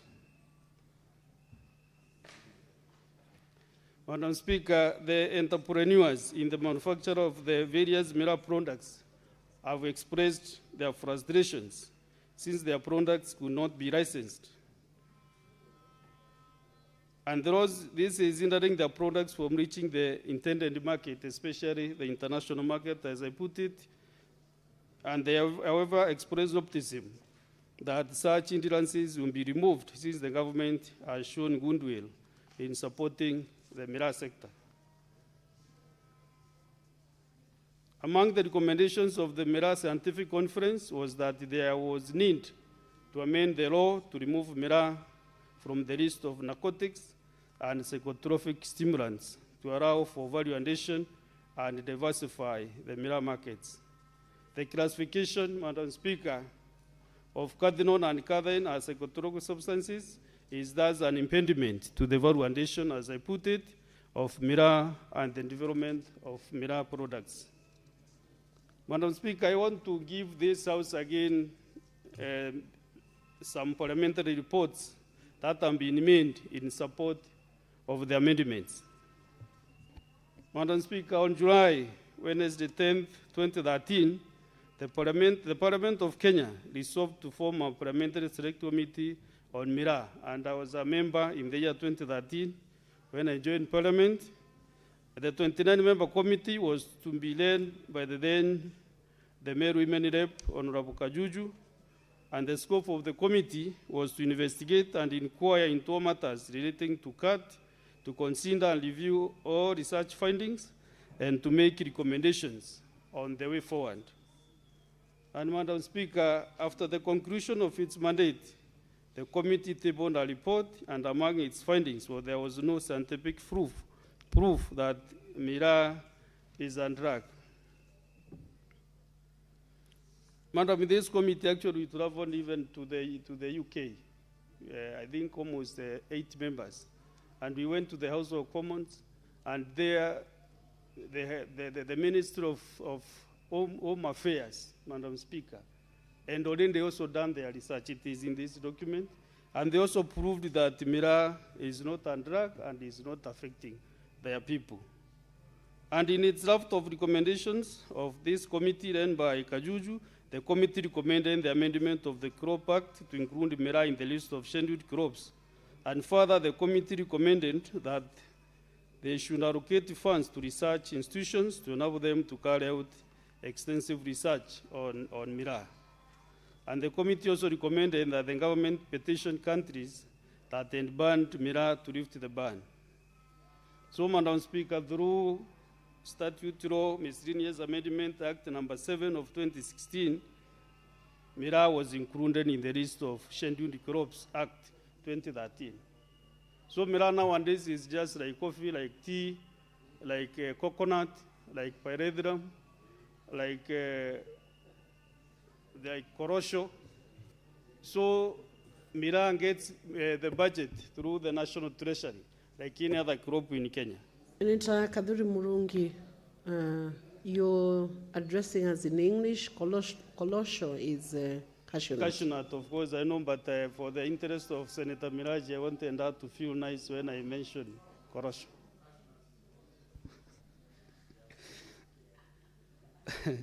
It is also important to know that in the exercise of powers conferred in Section 40 of the Crops Act 2013, the Cabinet Secretary for Agriculture and Livestock Development in the Crops Regulations 2023, which have been adopted by both houses of Parliament.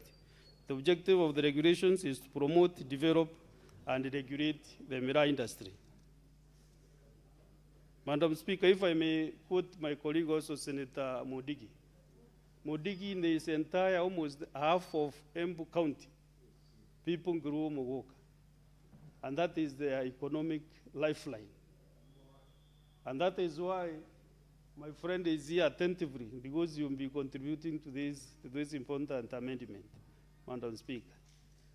If this crop is not supported, how do you think that community can be able to survive? In Meru, I think 5 constituencies, they grow Miraa and nothing else. And they don't know even how to grow any other crop because they have lived with the Miraa since independence, since they were born. Even when they are doing dowry, we are doing dowry in Meru, you must take a bunch of Miraa to your in-law. Otherwise, you will not get that in the Madam Speaker. So it is, the crop is so attached to us, Madam Speaker. Even when we are raising money for churches, we take Miraa and sell in the church so that we can be able to buy seed pills, to do development in the church, Madam Speaker. So I didn't want to seek support from the Senate so that at least we can be able to support this community. Madam Speaker, in the United Kingdom, the House of Commons Home Affairs Committee undertook into investigation of the rationale and effect of the Miraa ban by the UK government. In their report, the committee concluded that the ban on cat in the UK was not based on any evidence that Miraa causes medical or social harm. Instead, Miraa was banned because of a desire to avoid the UK becoming a hub for the illegal importation of cat into other EU countries.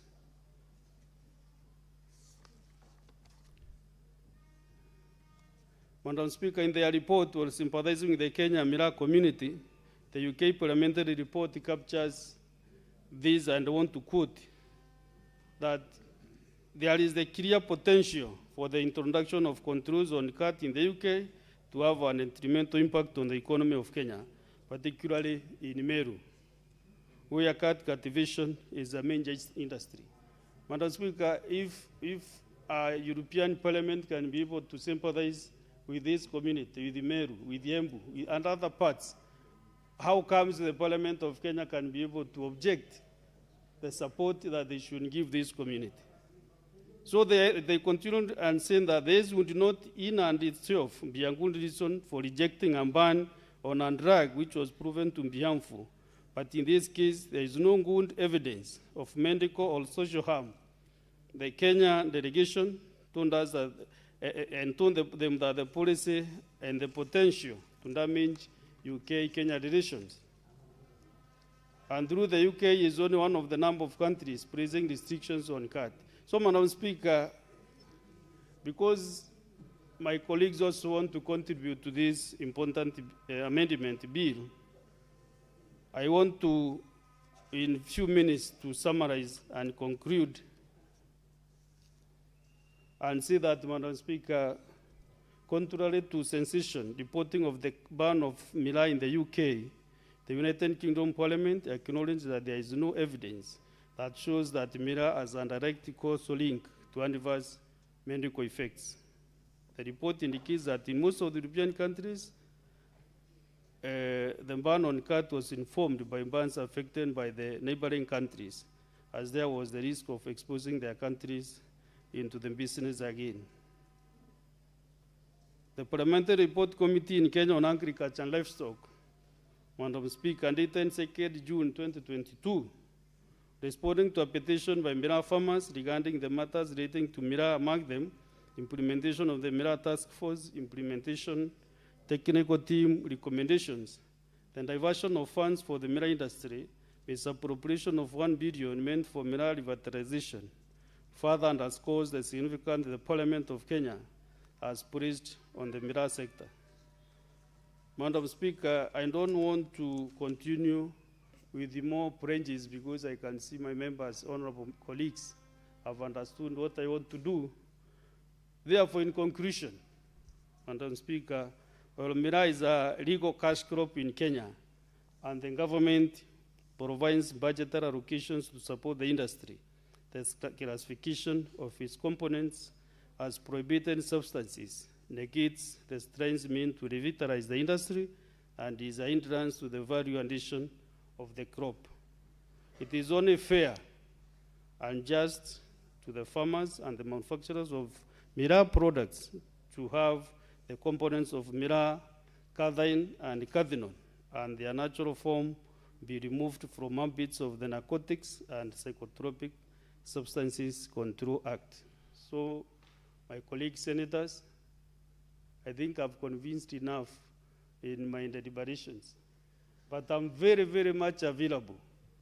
Whoever wants more clarification, more information, just to approach me, or you can call me on wherever you are seated, so that I can be able to give you more information, more facts, so that you can be able to support this amendment bill, which will go a very, very big way, actually, to support one of the biggest populations that we have. And Madam Speaker, since you also come from a county that is so much agricultural like Murang'a, if today we say there should no macadamia nuts, we see now we have a lot of fight on macadamia nuts. Even in Meru, we do produce them. But you can see now the prices have gone down. Senator Murango is very much aware the effect that we have on macadamia. So if macadamia is banned in Murang'a, in Kirinyaga, in Kiambu, in Meru, in Embu, where can those farmers go? This is the same thing with Miraa in Meru, in Embu, that is where it is mostly grown.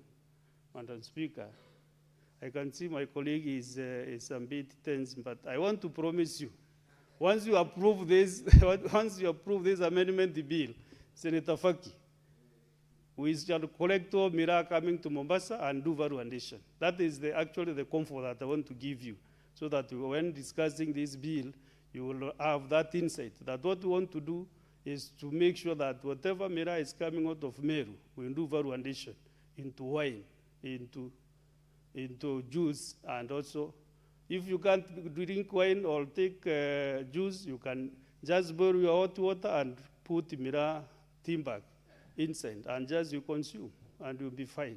So therefore, Madam Speaker, thank you very much. I would like to request my friend Senator Chelagay to second this motion. Thank you very much. Thank you, Senator Kathuri. Very interesting debate. Senator Chelagay, hold on. Hold on. I have a communication from the chair on a visiting delegation of youth leaders from Murang'a County. Honorable Senators, I would like to acknowledge the presence in the public gallery this afternoon, a visiting delegation of 12 youth leaders from Murang'a County. The delegation is in the Senate on a courtesy call to Senator Joe Newton, MP. On behalf of the Senate and on my own behalf, also from Murang'a County, I extend a warm welcome to the delegation and wish them a very fruitful visit, and I thank you. And to honor the youth leaders who are from the county where Senator Joe Newton and yours truly comes from, I will call out the names. We have Stephen Wangoi, Paul Mwangi, Susan Bao, Nahash Onjiri, Dennis Karori, Benjamin Kigo, Charles Mbai, Francis Jogona, Samuel Dongo, Irene Jerry, Jane Jerry, and Nancy. Thank you and welcome to Senate. Senator Cheradige, you may proceed. Yes, let me give an opportunity, first of all, to Senator Joe Nyoto to welcome the great 12 youth leaders from Murang'a County. Thank you, Madam Speaker, for the opportunity to welcome these youth leaders from Murang'a County, where you also happen to come from. Madam Speaker, these are young people who have volunteered themselves and come out as leaders in the county. And Madam Speaker, they have come here for mentorship and familiarization. And Madam Speaker, you know, as you have observed, that Murang'a County is a great county, a county that continues producing great leaders. And this is a county that also recognizes and respects women leadership, Madam Speaker, and that is why you and other women leaders on Sunday welcomed the President of Kenya, Madam Speaker. We have very many women leaders in Murang'a and who love the President. But Madam Speaker, these are youths that are non-aligned and who are here to learn and of course see what we do here. I want to welcome you to this house. This is the upper house of Parliament, which basically specializes in protecting devolution in the counties, and also, of course, you know, strives to see that counties are well resourced. So you are in the right place. Madam Speaker, they say that you have to fake it till you make it. So when these leaders are here, they are behaving like leaders, faking as leaders, at least when they are here, because ultimately, with God's blessings, they will end up in either of the houses as great leaders. So, Madam Speaker, I welcome these great leaders and encourage them to come once and again when they can, and I thank you for according and recognizing them and calling them out name by name. So, Madam Speaker, I thank you, and I encourage our young people to continue, of course, associating with leadership and visiting the houses. Madam Speaker, I thank you. Thank you, Senator Joe Newton. Senator Cheradige, you may proceed to second this motion.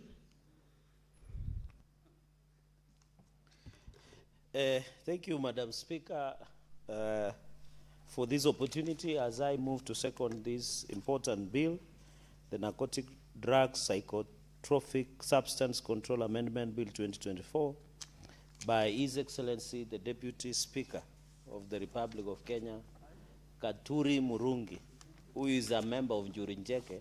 So, Speaker, I also want to thank Madam Speaker because the youth leaders from Muranga are just here, and I'm happy Muranga is one of the agricultural counties in the Republic of Kenya, and I want to wish them well. I'm happy Senator Newt has said they are non-aligned, and I'm happy that we'll work together. I can assure them if they want us to work together, I'm willing to work together so that we can mentor them to be leaders, not only leaders at their region, but national leaders. So, Mr. Speaker, we wish them well and God's blessings. That is where some of us started from. Speaker, we must, and I want to celebrate the Senator Katuri Murungi, the Njurinjeka, and the Deputy Speaker of the Senate Republic of Kenya. Madam Speaker, I think the biggest agenda we have as a nation, or as leaders who are elected as Article 96, is to represent the interest of our people. I think time and again, Senator Katuri, who used to be a member of Parliament of National Assembly in the lower house, and now is serving as a first-term member of the Senate, representing the great people of Meru, has done exceptionally very well. And I hope the people of Meru know that they have a representative, Mr. Speaker, Madam Speaker, because the last senator we served with did not have this passionometer, that the passion that Senator Katuri has for the people of Meru, Mr. Speaker. And I know the issue of Mira is so dear to the people of Meru. But I'm Speaker, we must defend Mira farmers, like rice farmers in Mwea, like maize farmers in Wazingishu and Nandi, like sugarcane farmers in Western Kenya, like coffee farmers in Muranga, Kiambu, and even in Nandi and Bungoma, like milk farmers, Madam Speaker, in Nandi, and even in Embu, Madam Speaker. Even in Embu, where Mount Kenya East, I know I'm not making a political statement, but where majorly Mira is grown is in Mount Kenya East, Madam Speaker. And therefore, I want to say that we must defend farmers of Mira the way we'll defend farmers of Mnazi from Coast in Mombasa, Madam Speaker. Even macadamia, Madam Speaker. And even must defend even the fish farmers in Oma Bay and fish farmers in Mombasa. We must bring equality so that when we speak, the Senate knows, Madam Speaker, that we are speaking on behalf of all the farmers, Madam Speaker, in the Republic of Kenya. So I want to thank and say and tell the Mira farmers who are watching this debate that the people of Nandi are supporting you 100% to ensure we protect and ensure Mira as a crop, as a cash crop, Madam Speaker, becomes one of their critical and livelihoods, Madam Speaker. You are aware 1.5 million livelihoods depend on Mira, Madam Speaker. So we are talking about almost a quarter of the population of this country. 1.4 million livelihoods. Majorly Meru, where my brother Mundigi comes from, Embu, who has been very passionate about defending farmers, on all from coffee now to Mira, or known as cat, Madam Speaker. So 1.4 million Kenyans depend on this crop. It's not a number, Madam Speaker. Even when you look at the numbers that we are talking about, 80% to 90% is consumed locally, Madam Speaker, of this Mira, which is very critical and very important, Madam Speaker. Madam Speaker, we harvest, and I want Senator Seki, not Senator Seki, Senator Faki. You know, Seki and Faki are not too far. That, Madam Speaker, we harvest 32,000 tons of Mira, that is worth 12 billion Kenya shillings, Madam Speaker. That's a lot of income generating, Madam Speaker. I know there could be resistance from some of our colleagues, maybe because of their religious beliefs, maybe because Mira was wrongly classified as a drug, Madam Speaker, that can lead to substance abuse. And I think this amendment, because I'll be very brief so that my colleagues can Madam Speaker, I know when you talk about psychotropic substance, it means it interferes with central nervous system. And therefore, when it was classified, Mira was wrongly classified. And now history has given us a chance to rewrite and stand with Mira farmers, Madam Speaker. I've told you we generate 12 billion yearly. Madam Speaker, 1 acre of Mira can generate over 1 million Kenyan shillings per year. Even us in farmers, and Senator Mandago will tell you, we don't generate 1 million in 1 acre of maize. In fact, I'm thinking, Senator Mandago, that we should start cultivating Mira in Nandi and Wazingishu. And we'll support Senator Katuri. Because if we are getting 1 million in an acre, as we are getting 40 bags at maximum of maize, time is 3,500. The people who attended maths lesson in the morning, I can see the chairperson of finance should tell me what is, Madam Speaker, 3,500 times 40 bucks. I don't know, maybe he can calculate for us. So if you're earning 1 million, it is very important, Madam Speaker. And as I know Senator Obungoma, Senator Wakoli is a maize farmer, Madam Speaker. Even Mira, that is why I'm saying we should shift to Mira.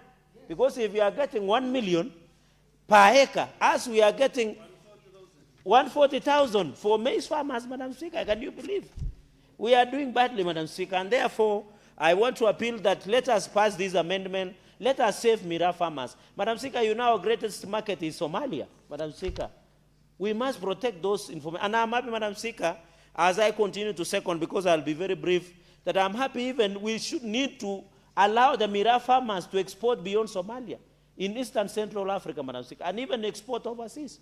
And I want to celebrate His Excellency Dr. William Ruto, because today he had a chance to address the Tanzania Parliament, Madam Speaker. And I'm happy the two leaders, Senate Majority Leader and Minority Leader, accompanied the President in his address to Tanzania Parliament. And one of the key issues that the President raised, and is very critical, is how as East Africa community, we can remove tariff barriers in terms of business. And I want to challenge Mira farmers. Now that President William Ruto, President Samia Suluhu Hassan, President Museveni, President Kagame, the President and Eastern Central Africa, Madam Speaker, under EAC, now that tariff barriers have been removed, we need to amend this law as fast as 159 of Sabatian Sawe, allow Mira farmers to export their Mira even up to Tanzania, because we are looking at 80 million plus market, Madam Speaker.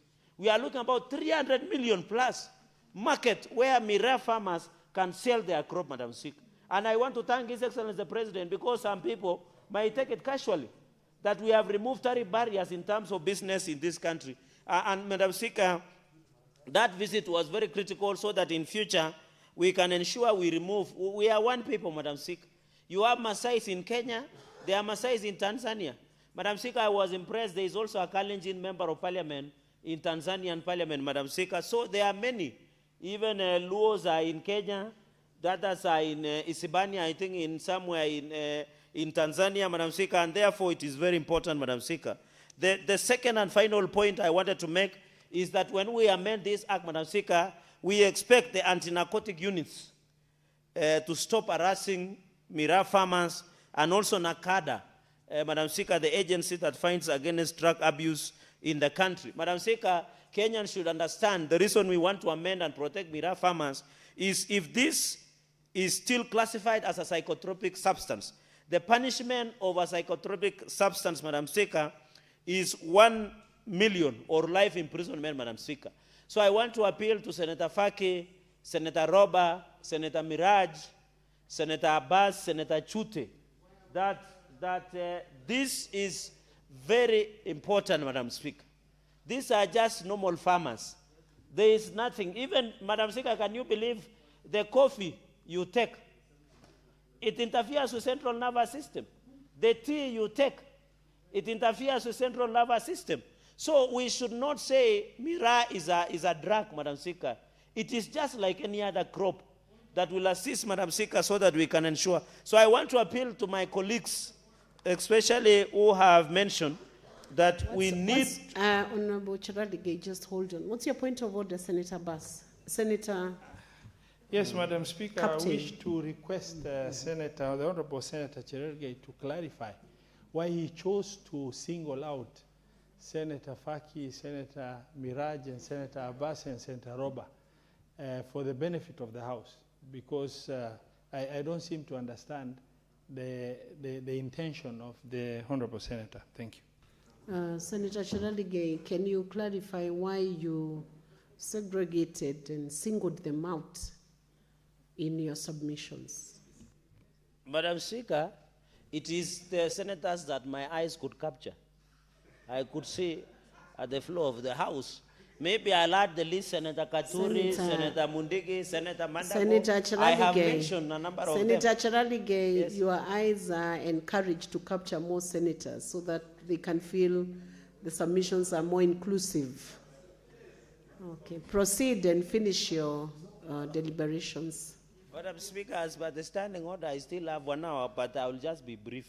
Madam Speaker, and I want to appeal to Senator Robert, my good friend and my big brother, and the party leader of UDM, that it was not in bad faith, it was in good faith, because we want people to know that we have a party leader in the House.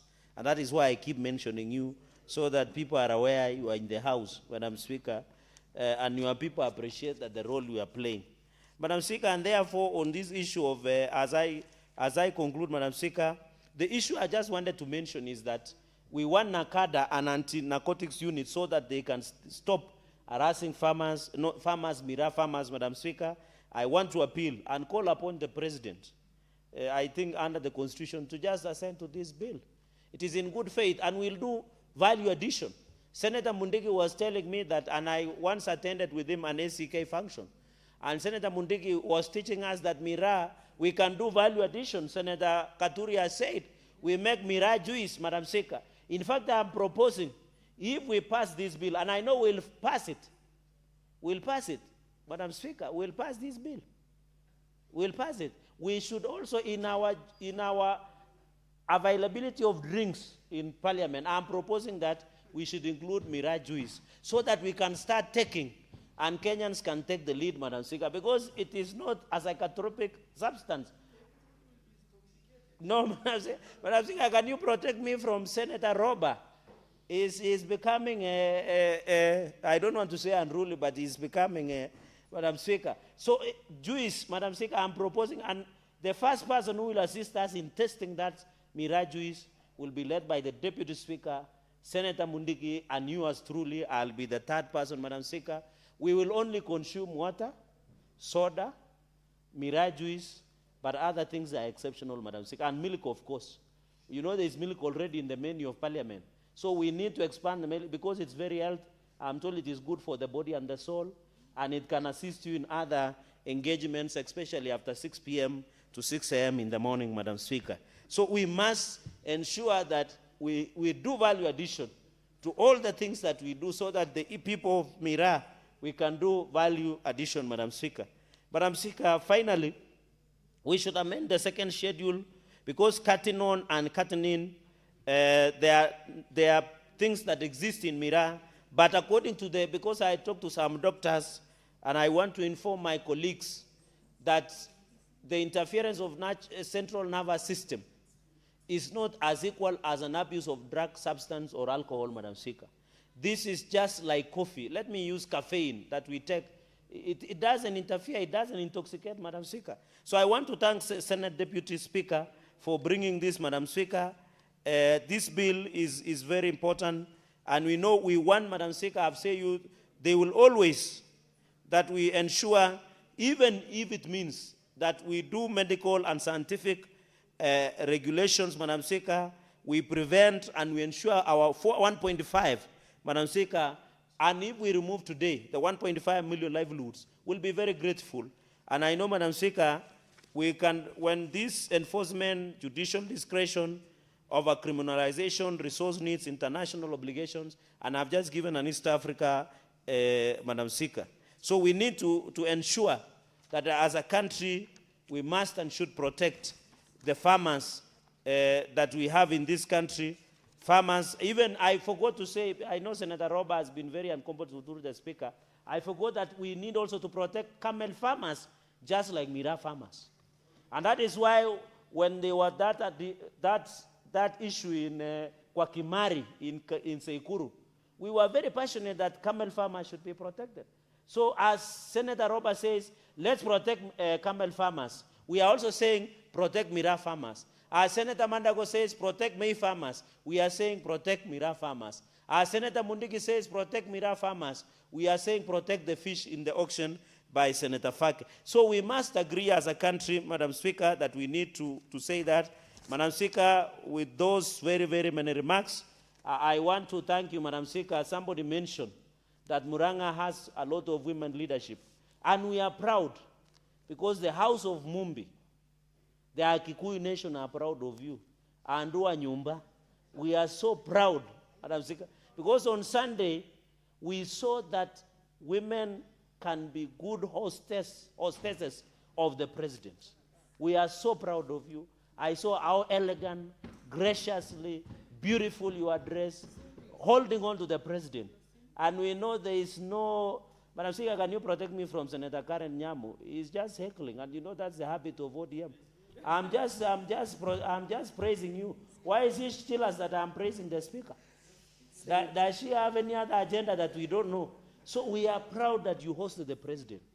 Muranga, Nandi, and any other part, and I want also even in Mandera, the other day, Senator Roba, you hosted the president. The president is the president of the Republic of Kenya. He does not need any permission to visit any country. And I saw some people saying, why is President William Ruto visiting after every 1 week Muranga? Muranga is Kenya.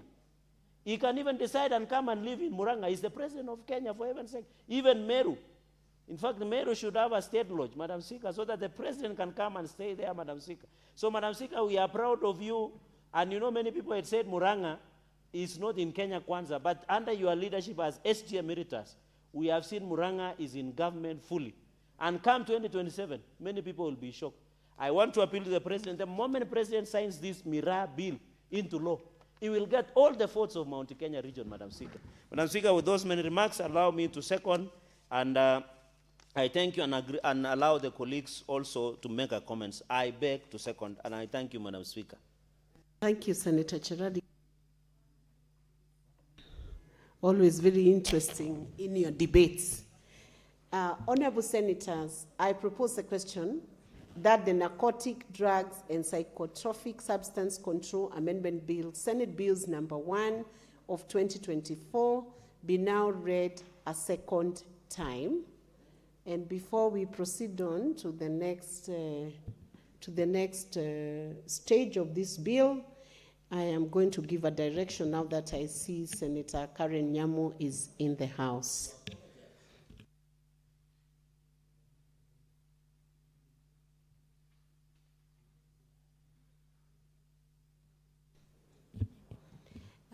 Honorable Senators, as you may recall, earlier this afternoon, the Speaker issued a communication on disrespectful remarks by Senator Karen Nyamu MP on a student under the School Voluntary Service Scheme.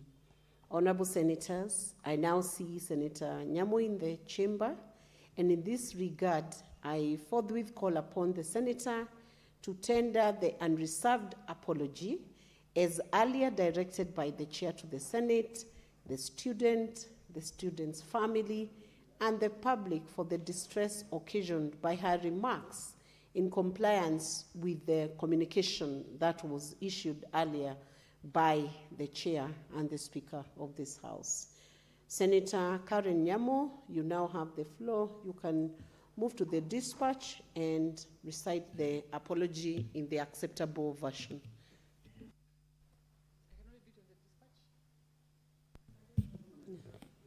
You can choose to do it from wherever you wish.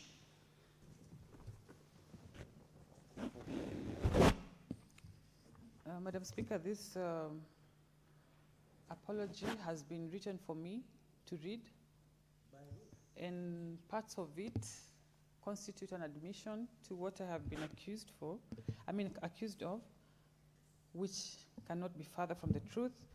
But because I respect the procedures of this House and the consequences of not adhering, I will go ahead and read this apology.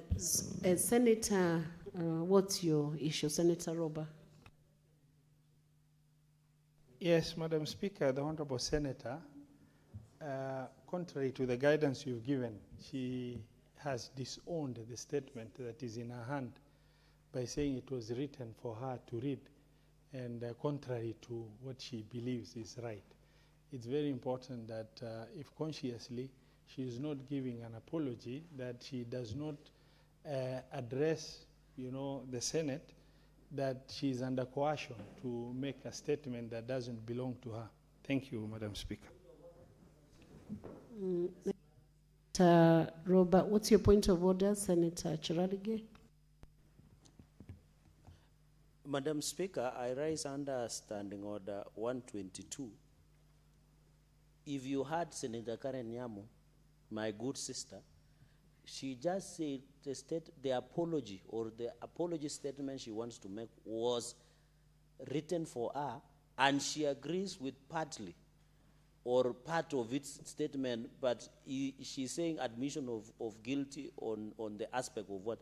Madam Speaker, I want to request, because maybe this is premature, but to appeal for Senator that Standing Order 122, a senator commits an act of grossly dishonest conduct if the senator defies a ruling or direction of the Speaker or chairperson of the committees.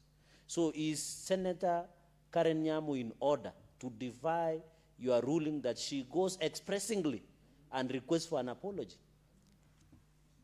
Thank you, Senator Chiradige and Senator Roba, for for raising those objections.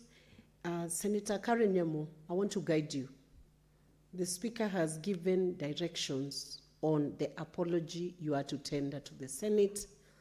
This apology relates to a very young learner, and you know the effect that it can have when statements are misunderstood. That student who was here came here to learn, to be mentored, and must be mentored in the best environment. So once again, I give you a chance to tender an unqualified and reserved apology in the terms that are set out as I have guided you and as you were guided earlier by the substantive chair of the Senate. Who are you informing? Because there is no one on the floor. You cannot inform when there is no one who is on the floor. So Senator Madago, hold your peace. Senator Karen Nyamu, can you now proceed to tender the apology without wasting time? Madam Speaker, I'd also want, before I read my apology, I can let Senator Madago inform me. Senator Karen Nyamu, proceed to tender the apology. I did not allow Senator Madago to proceed with even with his request for point of information, because there was no one on the floor. Proceed. Senator Madago, this House is guided not by elders, but it's guided by the standing orders of the Senate, and those are the ones we are running the proceedings by. We have we have avenues for elders to guide in other very important matters. So proceed, Senator Karen. What is your point of clarification, Senator Kathuri Murungi? Madam Speaker, I also am very, very keen to listen to the apology.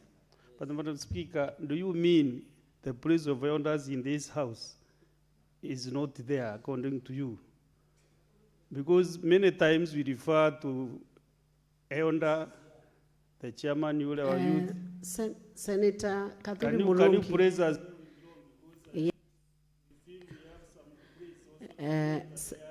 Senator Kathuri Murungi, you mentor the other senators as ranking members of this House and as recognized by the standing order as ranking members. You do not mentor outside the framework of the standing orders. So I want to guide you. Elders have their own space. You can have your own space when you are outside the House. When you're having tea in the lounge, you can play the elder's role. But within Parliament, the framework for guiding the proceedings is within the standing orders. And that's the one we are using. The standing orders has not provided for elders, but has provided for ranking members. So we proceed on. You can do your role as an elder, and it's much needed. It's actually very much needed, but you do it within the right setting, not outside the setting. Otherwise, we'll have elders from one community bringing their rules, then another one from another community bringing their rules, and there will be a heavy conflict of which set of rules from which elders we should utilize to guide which senator. And with those remarks now, we are now proceeding. Senator Cherargei, maintain your peace now. Senator Karen Nyamo, please proceed to tender the apology. Madam Speaker, I will go ahead and read my apology. Madam Speaker, I, Senator Karen Nyamu, MP, hereby tender my unreserved apology to the Senate, the student under the School Voluntary Service Scheme, the family of the student, and the public for the remarks I made on Wednesday, 25th March, 2026, 2027, while welcoming the student. I acknowledge that the utterances were inappropriate and fell short of the dignity, decorum, and respect expected of a state officer, particularly towards a young female learner who was in the speaker's gallery. I reaffirm my commitment to uphold the values and integrity of the Senate and to treat all persons, especially young people, engaging with Parliament with respect and courtesy they deserve. Madam Speaker, I will also go ahead to say that I was highly misunderstood. Senator Karen, very surprised. Senator Karen, just leave it at that. You may have your seat now.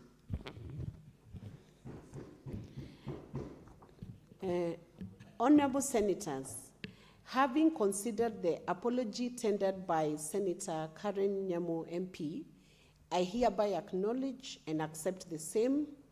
I nonetheless caution you as a state officer going forward to refrain from making any such disrespectful remarks.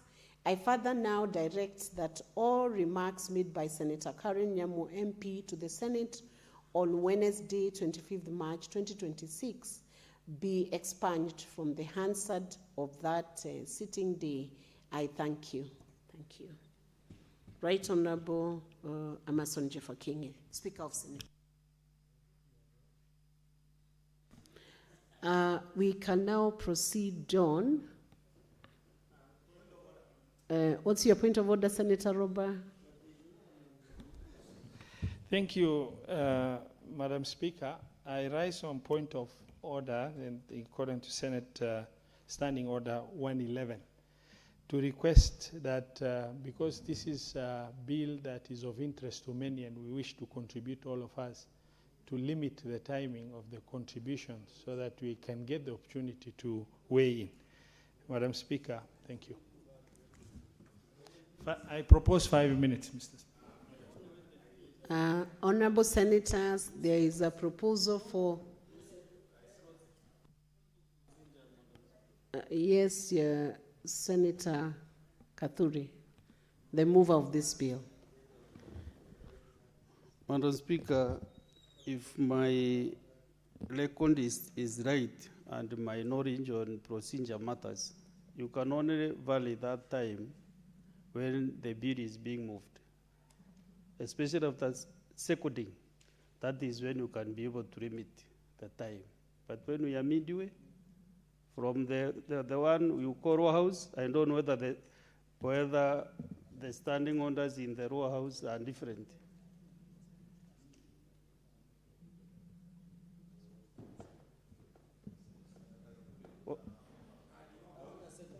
Senator Kathuri, I want to agree with you on your clarification on the procedural matter, but also guide you that we have done it, it's been done procedurally because it's just been seconded and we have not proceeded to the next step. He just seconded and then I read Senator Karen Nyamo's case and matter, so we are in good order. The procedure is okay, and I'm happy that you agree that the procedure is in order.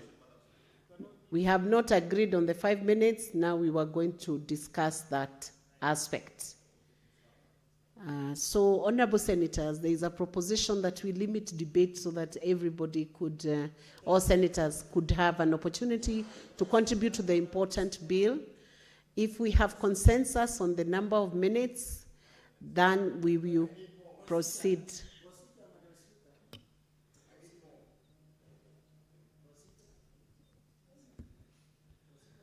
Senator Charadige, what point of procedure are you raising? Madam Speaker, if you look at the Standing Order 111, that motion by Senator Roba is wrongly before the House because he just proposed and he doesn't have a seconder. So the motion serves as the fate of collapse. Madam Speaker, he didn't even call anybody to second. So that motion collapses, Madam Speaker, but it does not even see the light of day, Madam Speaker. It dies by the sword. So, Madam Speaker, that's violation of Standing Order 111 because it's a motion that should have been properly moved, which is not properly moved, Madam Speaker. Senator Charalige, no decision has as yet been made. I only need to guide the Honorable Senator Roba to call the seconder of that motion before we move into agreeing how the debate is limited. I'm using my discretion as a speaker. Proceed, Senator Roba. Thank you, Madam Speaker, for the guidance. I rise on Standing Order 111, and as moved, I request my colleague, Senator Mandago, to second. Madam Speaker, I second. So we can...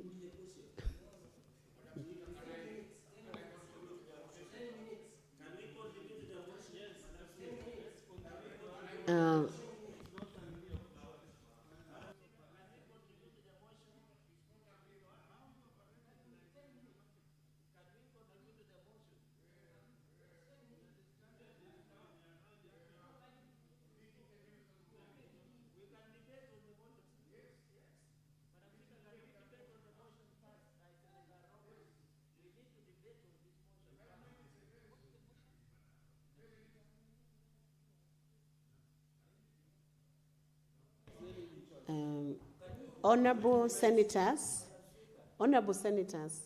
I put the question that the debate on the narcotic drugs and psychotropic substances control amendment bill, Senate Bills number 1 of 2024, be limited to 10 minutes.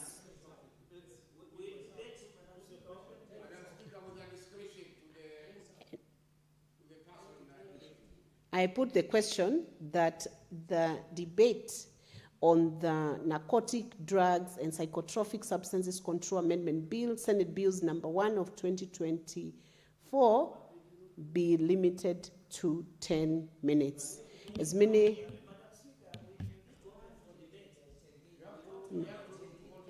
If we are... You want to contribute to that motion?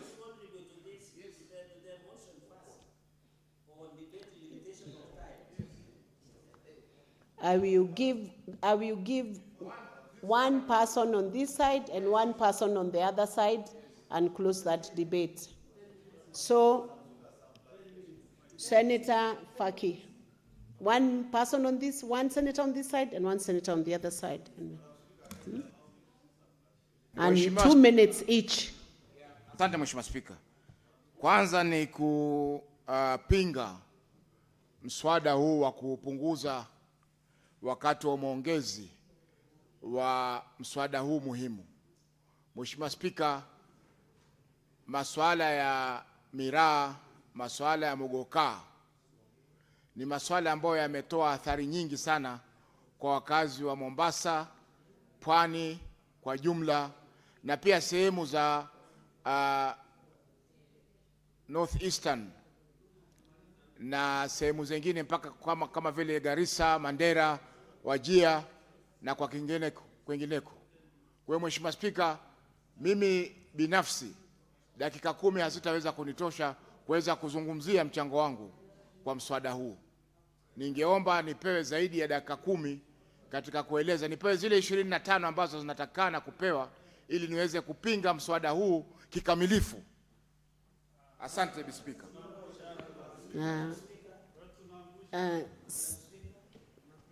Senator Madago. Madam Speaker, I support the motion that the debate be limited to 10 minutes so that all honorable senators can have time to contribute.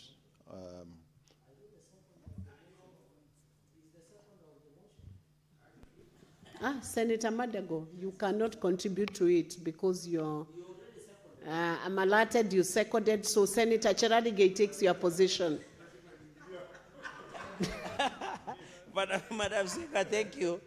Thank you for seeking that clarification. Yes, because, Madam Speaker, as you said earlier, this House is not guided by elders. It is guided by the House President rules and standing orders. And you know, Senator Mandago is one of our revered elders of our community. So maybe that we can handle him at that level. Madam Speaker, I want to just support that 10 minutes is sufficient. This bill has stayed longer in the order paper. The Mira farmers are waiting. And even the president has just informed me the other day that he's waiting for the bill to ascend.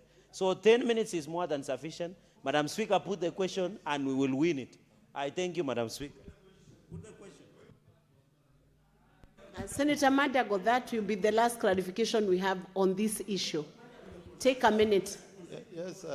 Proceed. You know, Madam Speaker, I don't understand the agitation of Senator Mundigi. Mundigi, you should remember I'm among those who supported Muguka when there was a stalemate in Mombasa. You should come quietly. Madam Speaker, my clarification is not even related to the Mira amendment bill. We are going to go to that. So can you do that clarification later then? Let's tidy up this Mira debate and then you'll do the clarification later. What's your point of order, Senator Roba? Is it in order for the Honorable Senator Chererke to invoke the name of the President? And in terms of him saying the President has spoken to him in an issue that we are debating in the House, Madam Speaker. Senator Cheradigei, don't go out of order to invoke the name of President. You may look like you are dropping names to intimidate other senators. So can you just put it within context when you are debating? So resume your seat because I'm putting the question now. No, sit down. I've just guided you. There you need guidance. Resume your seat, Senator Cheradigei. Honorable senators, I put the question that the debate on the Narcotics, Drugs and Psychotropic Substances Control Amendment Bill, Senate Bills number 1 of 2024, be limited to 10 minutes per senator. As many as are of that opinion say aye. Aye. As many as are of that contrary opinion say nay. Nay. The ayes have it. So, what was your point of clarification before we proceed to the debate now? Yes. Thank you very much, Madam Speaker. I just wanted to seek clarification. When you, Madam Speaker, you gave your ruling on the acceptance of the apology by Senator Karen Nyamu. As you close your remarks, you said Speaker Jefferson Kingi. I looked because members are not blind, and I know that the Speaker in the seat is Senator Veronica Maina. Senator Madago, thank you for seeking that clarification. Yes, the substantive Speaker of the House is Right Honorable Amazon Jeffa Kingi, so he tends to sign and papers tend to be produced under his name, but I confirm that the Speaker in control of the Senate chamber today, this afternoon, is none other but yours truly, Senator Veronica Maina, MP, Murang'a County. Thank you. Now, we are proceeding to contributions, to make contributions, to allow senators to make contributions to the motion that is on the floor of the House. I'll give this first chance to Senator Mudigi.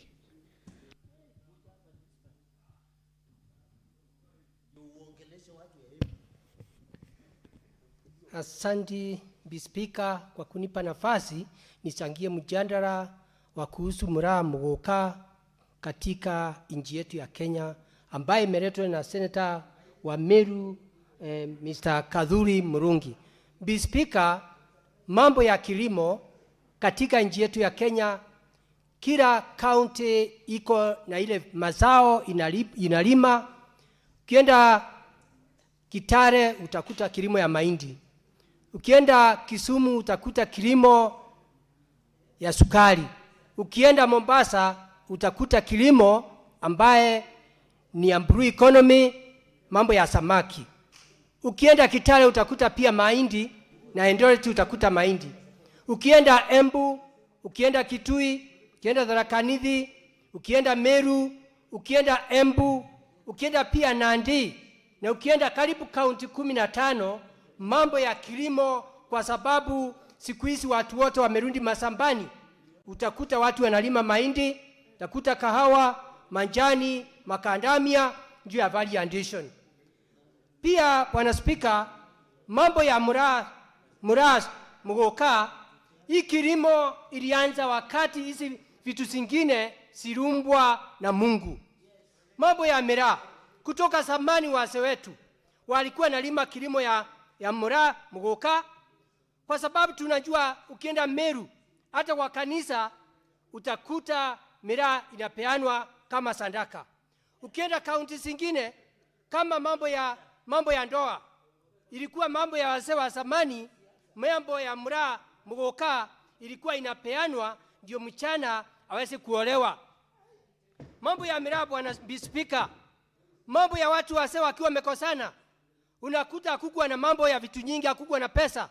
Mambo ya miaka ya zamani kulikuwa na mbuzi, kulikuwa na ng'ombe na kondoo, lakini mambo ya hela ilikuwa inaleta wazee pamoja, na mambo ya baraka kuungana na mambo ya mraa mgoka. Bispika, wakati sisi kumeingia kilimo, ni mambo ya pesa, mambo ya ndoa, mambo ya zile vitu zingine, unakuta mambo ya value addition. Serikali ya Kenya ya William Ruto imesema mambo ya sukari ifanywe value addition huko upande wa Kisumu na huko Nandi. Ukienda upande mwingine utakuta kahawa, manjani, makandamia, saa hii imeleta bei mzuri sana juu ya kufanya value addition. Kwa hiyo Bispika, mambo ya mraa mgoka katika kilimo yetu iko katika mazao ya kilimo, na ndio naona tunatetea, kwa sababu katika Embu County na kaunti zingine siku hizi umasikini umeondoka. Senator Cherargei, hold on, Senator Mudige. Senator Cherargei, what's your point of order? Speaker, nasimama kwa standing order 105. Ningependa kumuuliza ndugu yangu tu clarify, kwa sababu Wakenya wengi wanafuatilia mjadala huu. Choose the language you want to address the Senate with. Afafanue kanuni ya kudumu 105, afafanue tu aliposema kuwa miraa inatumika kama mahari katika kuoa. Inamaanisha ni miraa inatumika kwa kuposa msichana ama kutoa mahari, ama ni baadhi ya zawadi, ama ni mahari yenyewe? Ndio Wakenya waelewe. Nilitaka tu kwa heshima, si ati kumpinga, lakini afafanue hizi, kwa sababu sisi wote hatutoki jamii ya Waembu. Sisi wengine tunatoa ng'ombe, wengine tunatoa ngamia, wengine tunatoa mbuzi, wengine wanatoa pombe la mnazi. So ingekuwa vizuri Senator Mundigi kwa heshima atuelezee ni zawadi ama ni mahari yenyewe. Ndio leo wale wanataka kuwa wasichana wa Embu wajue tu ukishachukua miraa msichana ukapewa. Tafadhali Mheshimiwa Mundigi. Asante Bwana Speaker, mambo ya miraa vile nilikuwa nasema, wakati hakukua na pesa, watu wanataka kuoa, watu wamekosana wakuja pamoja, kama vile unaenda kama Kisumu unakuta walikuwa anakaa pamoja wanaleta sukari. Ukienda sehemu nyingine ilikuwa ni kama mambo ya mahindi. Hiyo ndio ilikuwa inafanyika katika wa miaka ya zamani wakati hakukua na pesa. Na sasa hiyo kilimo wakati huu imegeuzwa ikawa ni mambo ya pesa, unapelekea mambo ya msichana na mambo ya mama ya msichana. Kwa hivyo hata kwa kanisa zamani kulikuwa inatolewa kama sandaka, siku hizi inatolewa kama sandaka na kama ni pesa. Kuna hoja ya nidhamu kutoka kwa Seneta Manda, lakini naomba tafadhali tupunguze hizo hoja za nidhamu, zimekuwa nyingi ajabu. Mheshimiwa Mstahiki Speaker, allow me to change the language. Honorable Speaker, I just wanted to find out whether you are sitting there is not a conflict of interest, having been the mover of the motion and you want to preside over the decision of the House on this debate, Honorable Speaker. Thank you very much.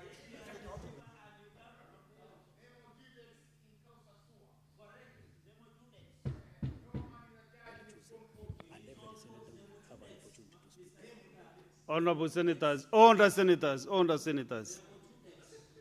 You know, when I asked the police of the honors, you know, there are one or two things that I know which you don't know, Senator Mandago. You know, we are not making any decision now on this bill. You are just contributing. You'll have your time. Senator Faki will get your time. My work is just to manage the House. The way I'm doing. Senate.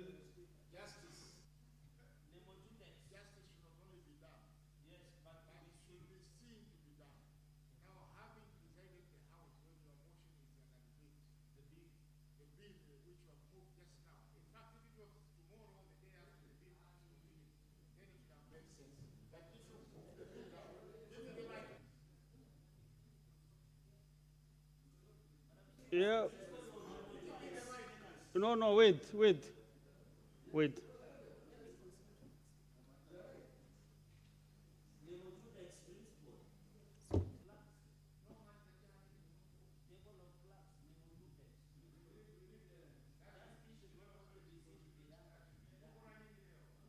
But listen, before even I make my decision, what you are requesting is an procedural, has no basis, completely has no basis in law and procedure.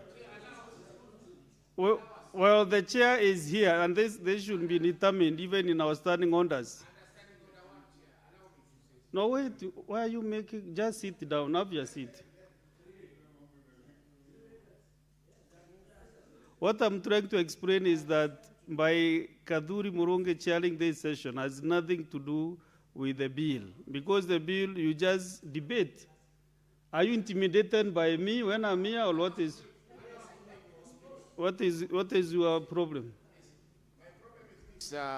Chair, you know you are the mover of this bill. You moved this bill this afternoon. Now, it is not what you think. It is what the common man in the street thinks, that Senator Deputy Speaker Kaduri Murungi presided over the debate of his own bill. Yeah, it's not proper. This is a rule of natural justice, that you cannot be a judge in your own cause. Now, you are not making the decision now. We are not making the decision now, but you are there presiding over the debate of your bill. It is the same. This is natural justice. Senator Chalagay. It is natural justice, Mr. Speaker. Mr. Speaker, sir, and the Deputy Speaker, I raise under Article 107 of Constitution 2010. At any sitting of a House Parliament, the Speaker presides. In the absence of the Speaker, the Deputy Speaker presides. And in the absence of the Speaker and the Deputy Speaker and other members of the House elected by the House preside. At a joint sitting of the Houses of the Speaker of National shall preside, assisted by the Speaker of the Senate. Mr. Speaker, the reading of Article 107, you are the Deputy Speaker of the Republic of Kenya of the Senate.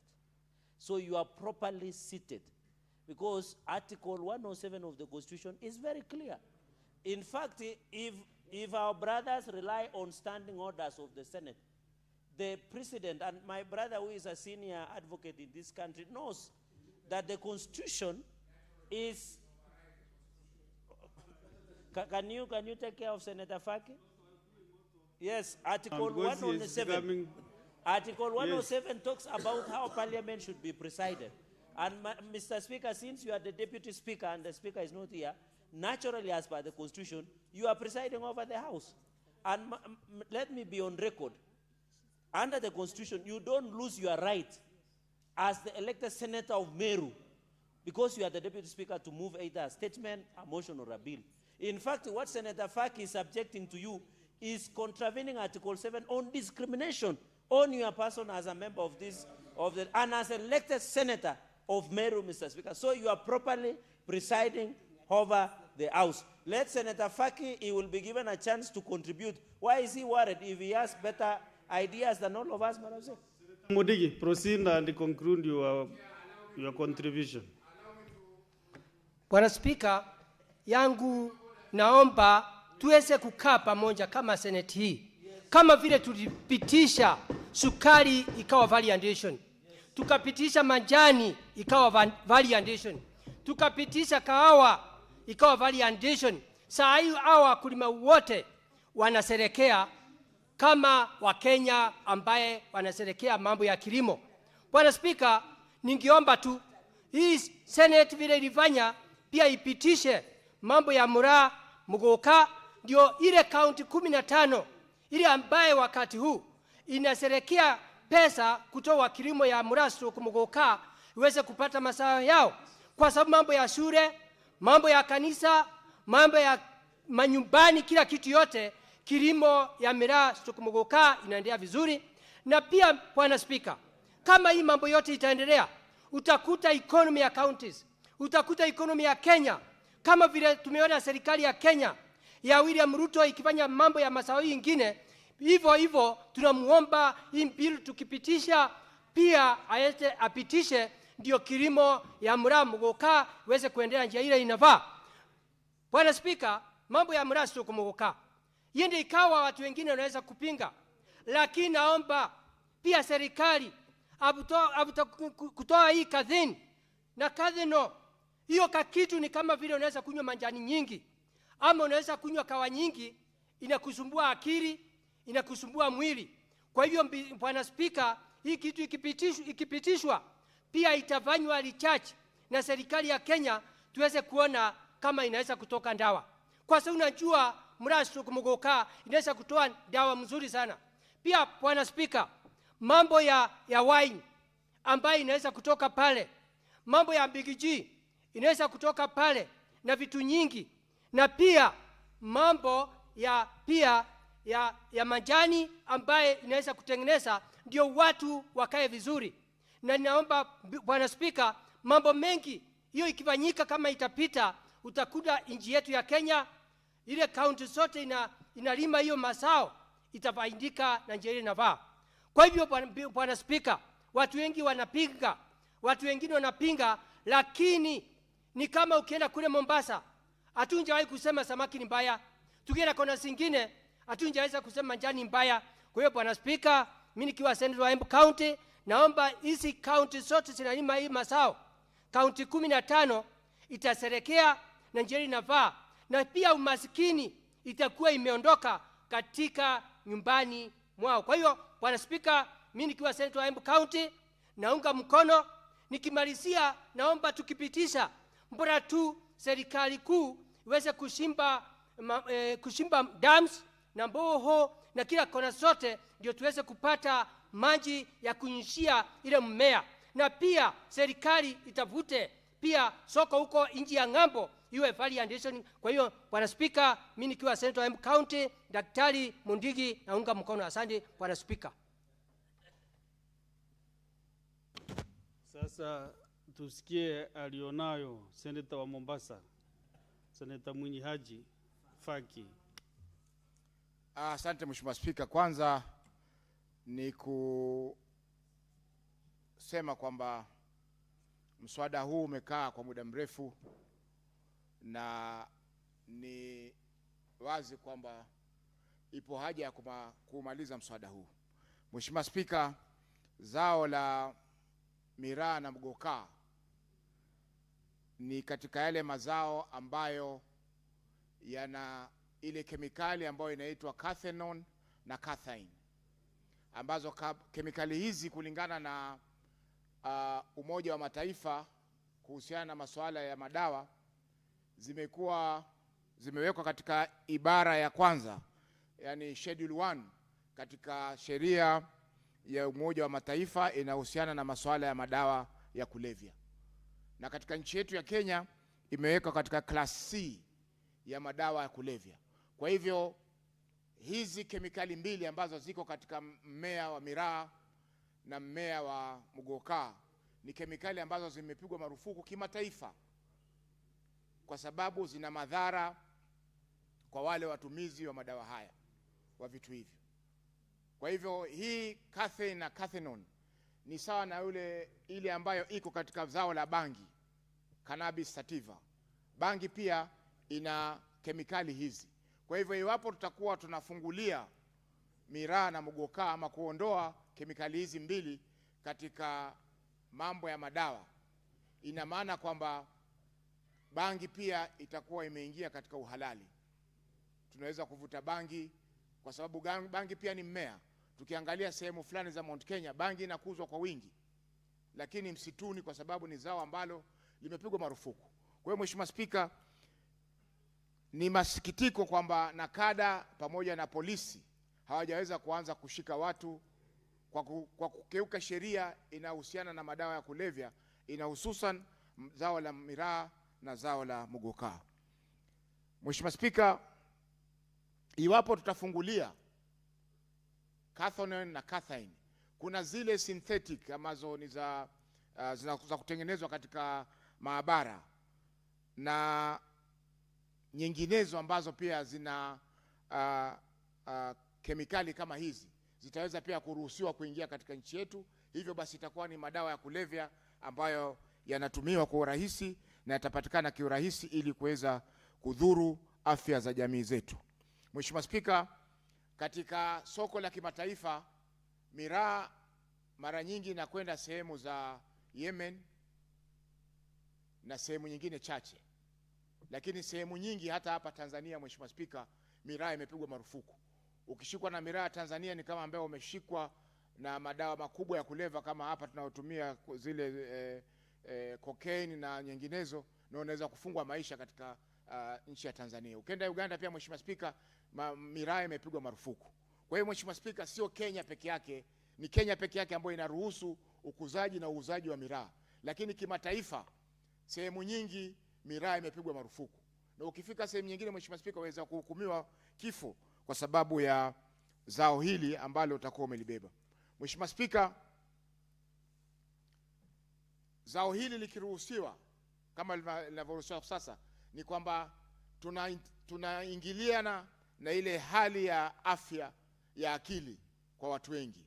Katika hii kemikali ya cathinone na cathinone kuna ile inaitwa dopamine, ambayo dopamine ikichanganyika na serotonin, hizo zote ni kemikali ambazo ziko katika mwili wa binadamu, zinapatikana katika cathinone na cathinone.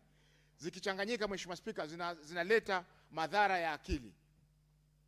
Madhara ya akili kwa sababu cathinone inaongeza uzalishaji wa serotonin katika mwili, na dopamine pia Mheshimiwa Spika inatokamana na hii cathinone, ambayo hizo mbili zikishikana Mheshimiwa Spika, maradhi ya akili yanakuja moja kwa moja.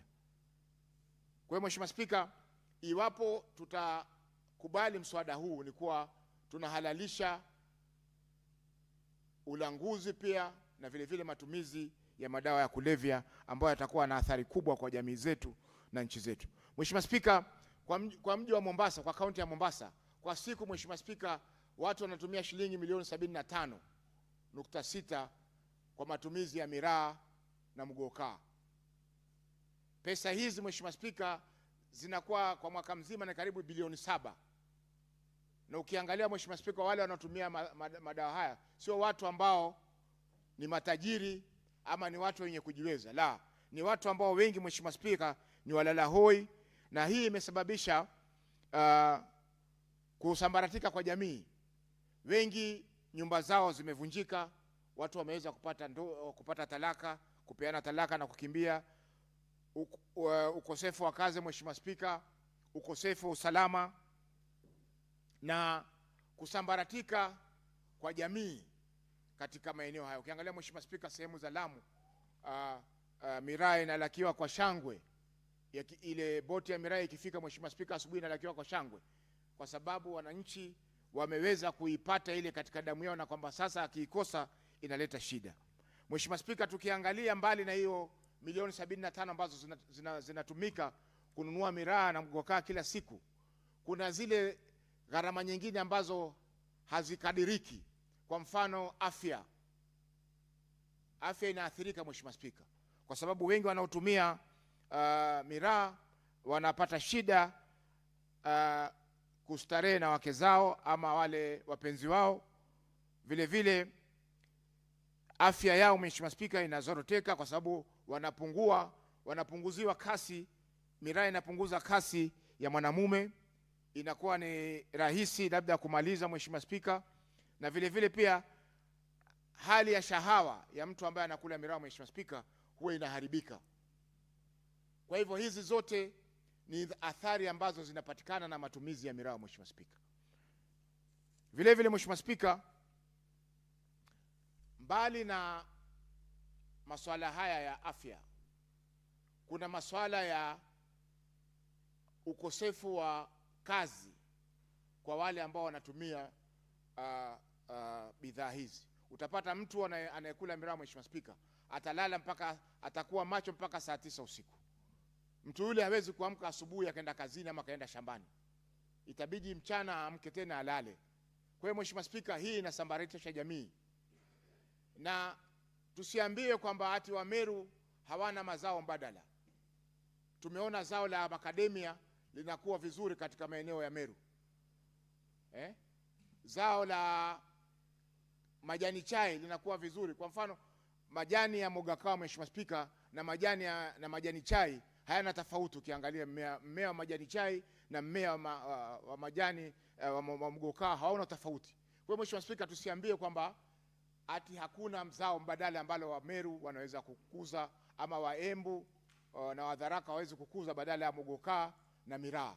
Mheshimiwa Spika, mazao yako mengi ambao wanaweza kukuza, na ni jukumu la serikali kuhakikisha kwamba wanapewa zao mbadala ambalo wanaweza kulima ili wakidhi mahitaji yao. Mheshimiwa Spika, hapa Kiambu kulikuwa kuna mashamba mengi ya kahawa, lakini siku za karibuni Mheshimiwa Spika, mashamba yale wengine wameweza kufanya kilimo cha horticulture. Labda Seneta Murango atanifafanulia horticulture ni nini kwa Kiswahili.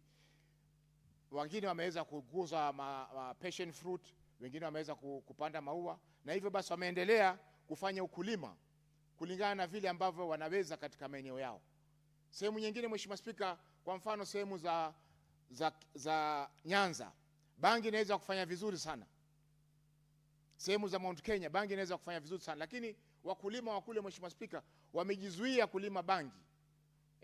Wamejizuia kulima mazao ambayo ni kinyume na sheria.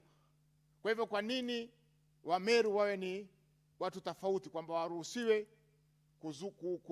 kupanda mimea ambayo ina athari kwa jamii zingine? Mheshimiwa Spika, na hii si vita, hatupigi vita Wameru sisi Mheshimiwa Spika. Yataka uelewe kwamba tukisema zao la mgukaa na zao la miraa ni baya, ni kweli ni baya, kwa sababu utafiti wa kimataifa umeonyesha kwamba ina kemikali ambazo zikiingia katika mwili wa mwanadamu zinakuwa athari kwa mwanadamu yule. Kwa hiyo Mheshimiwa Spika, je, tutajenga jamii ama tutajenga baadhi ya jamii ambayo wanafaidika na zao hili? Mheshimiwa Spika, kwa niaba ya watu wa Mombasa na kwa niaba ya watu wa Pwani, hili zao hili Mheshimiwa Spika lilipigwa marufuku katika kaunti zote 6 za Pwani. Senator Abbas.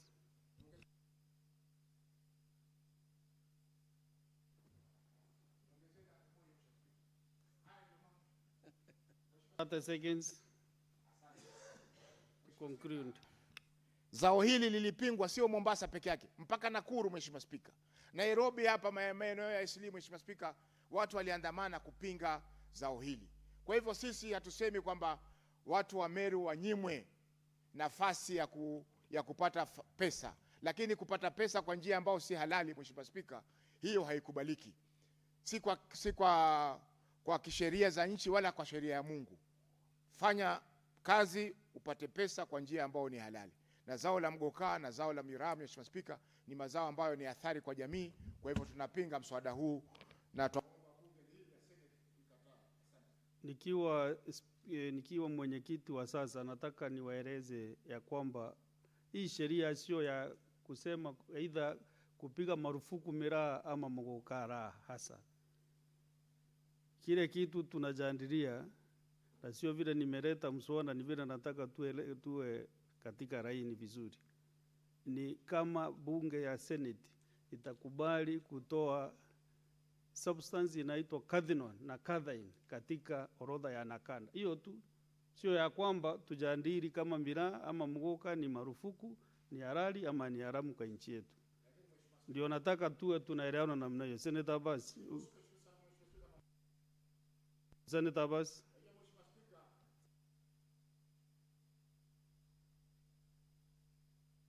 That is the amendment that we have. I'm factual. I am factual, but you have expended your time, Senator Abbas.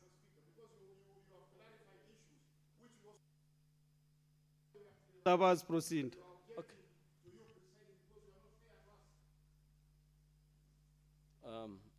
Honorable Speaker, thank you so much. We appreciate that as the mover, we have no problem, or I don't have a problem with the economy of Meru. That mostly depends on miraa. But of course, miraa has been classified as a drug because of the two substances, the cathinone and the cathinoid, which affects the human being that consumes the miraa. Honorable Speaker, I come from a region that miraa is actually highly used and chewed. But of course, if we look at the cost-benefit analysis, as much as the growers are getting a lot of money, the consumers are actually so much at disadvantage, and it affects them so much. Honorable Speaker, miraa, actually, botanical name is called the Callas adulis. They call it miraa, they call it mokoka, and many other names. It's only grown in 3 regions here: Meru, in Kenya, Ethiopia, and Yemen. And miraa is just, most of it is widely grown. Madam Speaker, we are not saying that the issue of saying that we remove the cathinine and the cathinone and the cathinone and the cathinine to be classified as a drug. As leaders here, I am not supporting it, and it's very wrong actually, because a lot of research has been done on this, and the impact of those two substances as a drug is already classified by WHO even. WHO, that is World Health Organization, has already classified those two substances as a drug. So Kenya cannot contravene whatever is being said in the World Health Organization. This drug, Madam Speaker, affects, I can read for you 1 or 2 things, if you allow me, for the purpose of record. It's actually a stimulant. And in the long run, Madam Speaker, the effect is that it causes depression. When somebody eats miraa, Madam Speaker, and by the way, let me be honest in this house. I one time chewed miraa when I was a young man, and I know how much it affected me. Today, I even regret it, why I ate that thing. And many friends of mine did, and I know what situation they live in today, Madam Speaker. Madam Speaker, you have a difficulty in sleeping, insomnia. because you can be awake for almost 24 hours. So it's only drug that can affect the mind not to sleep. Madam Speaker, it also has oral health issues. The tooth, when you chew miraa, the tooth decay. So you will see a young 20-year-old guy or 30-year boy that has no teeth. He cannot even smile. So because this thing makes, these drugs, substances, makes the teeth decay very early. It causes mouth ulcers. If you look at the miraa chewers, most of them, their lips are peeled off because the growers are using some things that they spray for purpose so it can grow fast. So it actually caused a lot of cancer, stomach cancer, and even the lips. Madam Speaker, it causes constant constipation. That if you chew miraa, you might not eat food for 2-3 days. And those young men who chew these things hardly eat and they keep on sleeping. They get insomnia, they cannot eat it, they are constipated. So most of the times you see the miraa chewers going very weak. They cannot be able even to perform some of their functions. It affects even the libido in men. That most of women, there are many people now who lost their marriage. Ladies have run away from their men. It's my place. Because it causes libido depression. Madam Speaker, it causes a lot of dependence, psychological dependence. It causes, you actually become a beggar because you want to cheat every day because of addiction. So you see people even stealing because to get money for miraa. Madam Speaker, you see people deserting even their children, that they cannot feed them. And instead of taking the money to home, they go to and buy miraa and sit for 24 hours away from their homes. Madam Speaker, it causes, a long use of it causes a cardiovascular problem. It affects the heart.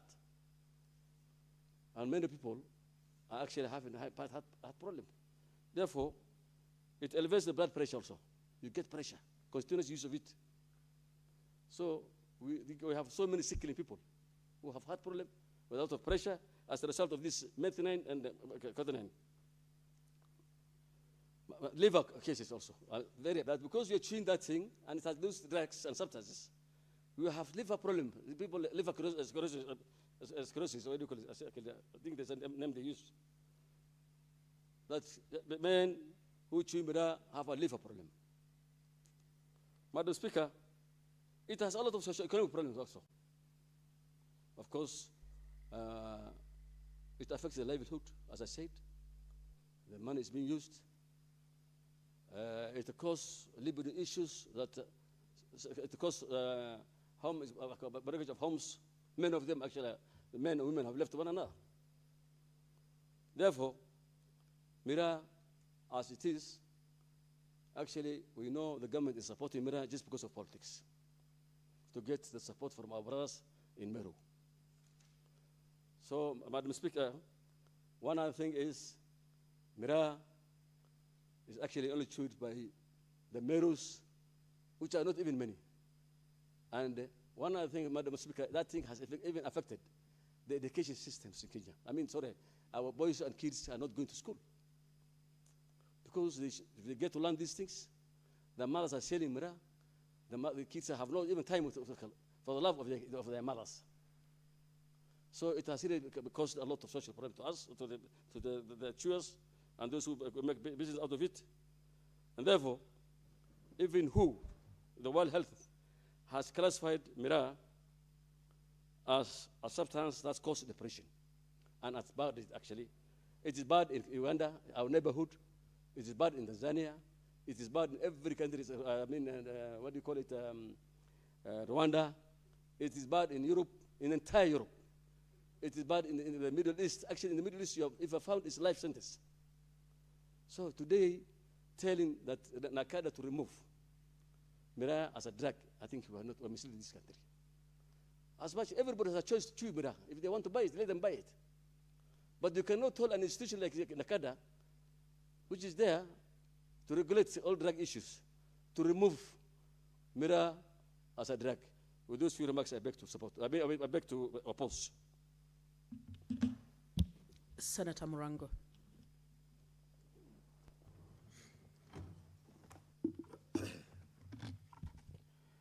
Asante sana Mr. Speaker. Nadhani kama endelezo la kiimani nitaanza kwa kusoma Wagalatia 5 mstari wa 23. Inasema likikataa usawa na udhibiti binafsi sio kupita kiasi ili kuepuka tamaa na uharibifu. Mr. Speaker, kila kitu kwa kiasi. Kila kitu kwa kiasi. Na kila kitu kikizidi kiasi, kila kitu kinakuwa sumu. Mr. Speaker, hata ngono ikizidi na ifanywe kiholela inakuwa sumu. Mr. Speaker, mihogo unaijua, Mr. Speaker. Usipotoa maganda vizuri, pia kuna kemikali ambayo inaitwa cyanide ambayo inaua zaidi kushinda kitu kingine chochote duniani, Mr. Speaker. Maharagwe ile kwa kimombo inaitwa kidney beans iko na kemikali inaitwa lectin ambao ukikula tu zikiwa mbichi 4-5 utarazwa hospitali, Mr. Speaker. Mr. Speaker, nyama ya bacon ya nguruwe, sausage, zile wanaita sausages, zote huu imesema kwamba hizo ni carcinogens, zinaleta ugonjwa wa kansa. Hata tufaa, uniruhusu Mr. Speaker, inaitwa apple, mbegu zake ukizila pia ziko na inaitwa cyanide. Hata cherry pits pia itakudhuru, Mr. Speaker. Mr. Speaker, nataka kusema nini? Ya kwamba hatuwezi kudhibiti mmea mmoja kwa sababu ya kasoro moja ambayo watu wanasema iko nayo. Mr. Speaker, hata saa hii nasema hivyo kwa sababu kuna ukimwi, wanaume wanaoa, wanawake wanaolewa. Barabarani kuna ajali, Mr. Speaker, na bado tunasafiri na tunatembea. Kwa hivyo ni kila kitu kwa kiasi, Mr. Speaker, na unajua vifo vingi sana haswa Kenya hii, vifo vingi sana vinaletwa na uvutaji wa sigara. Mbona leo hatuja kuja kudhibiti ukuzaji wa tumbaku, Mr. Speaker?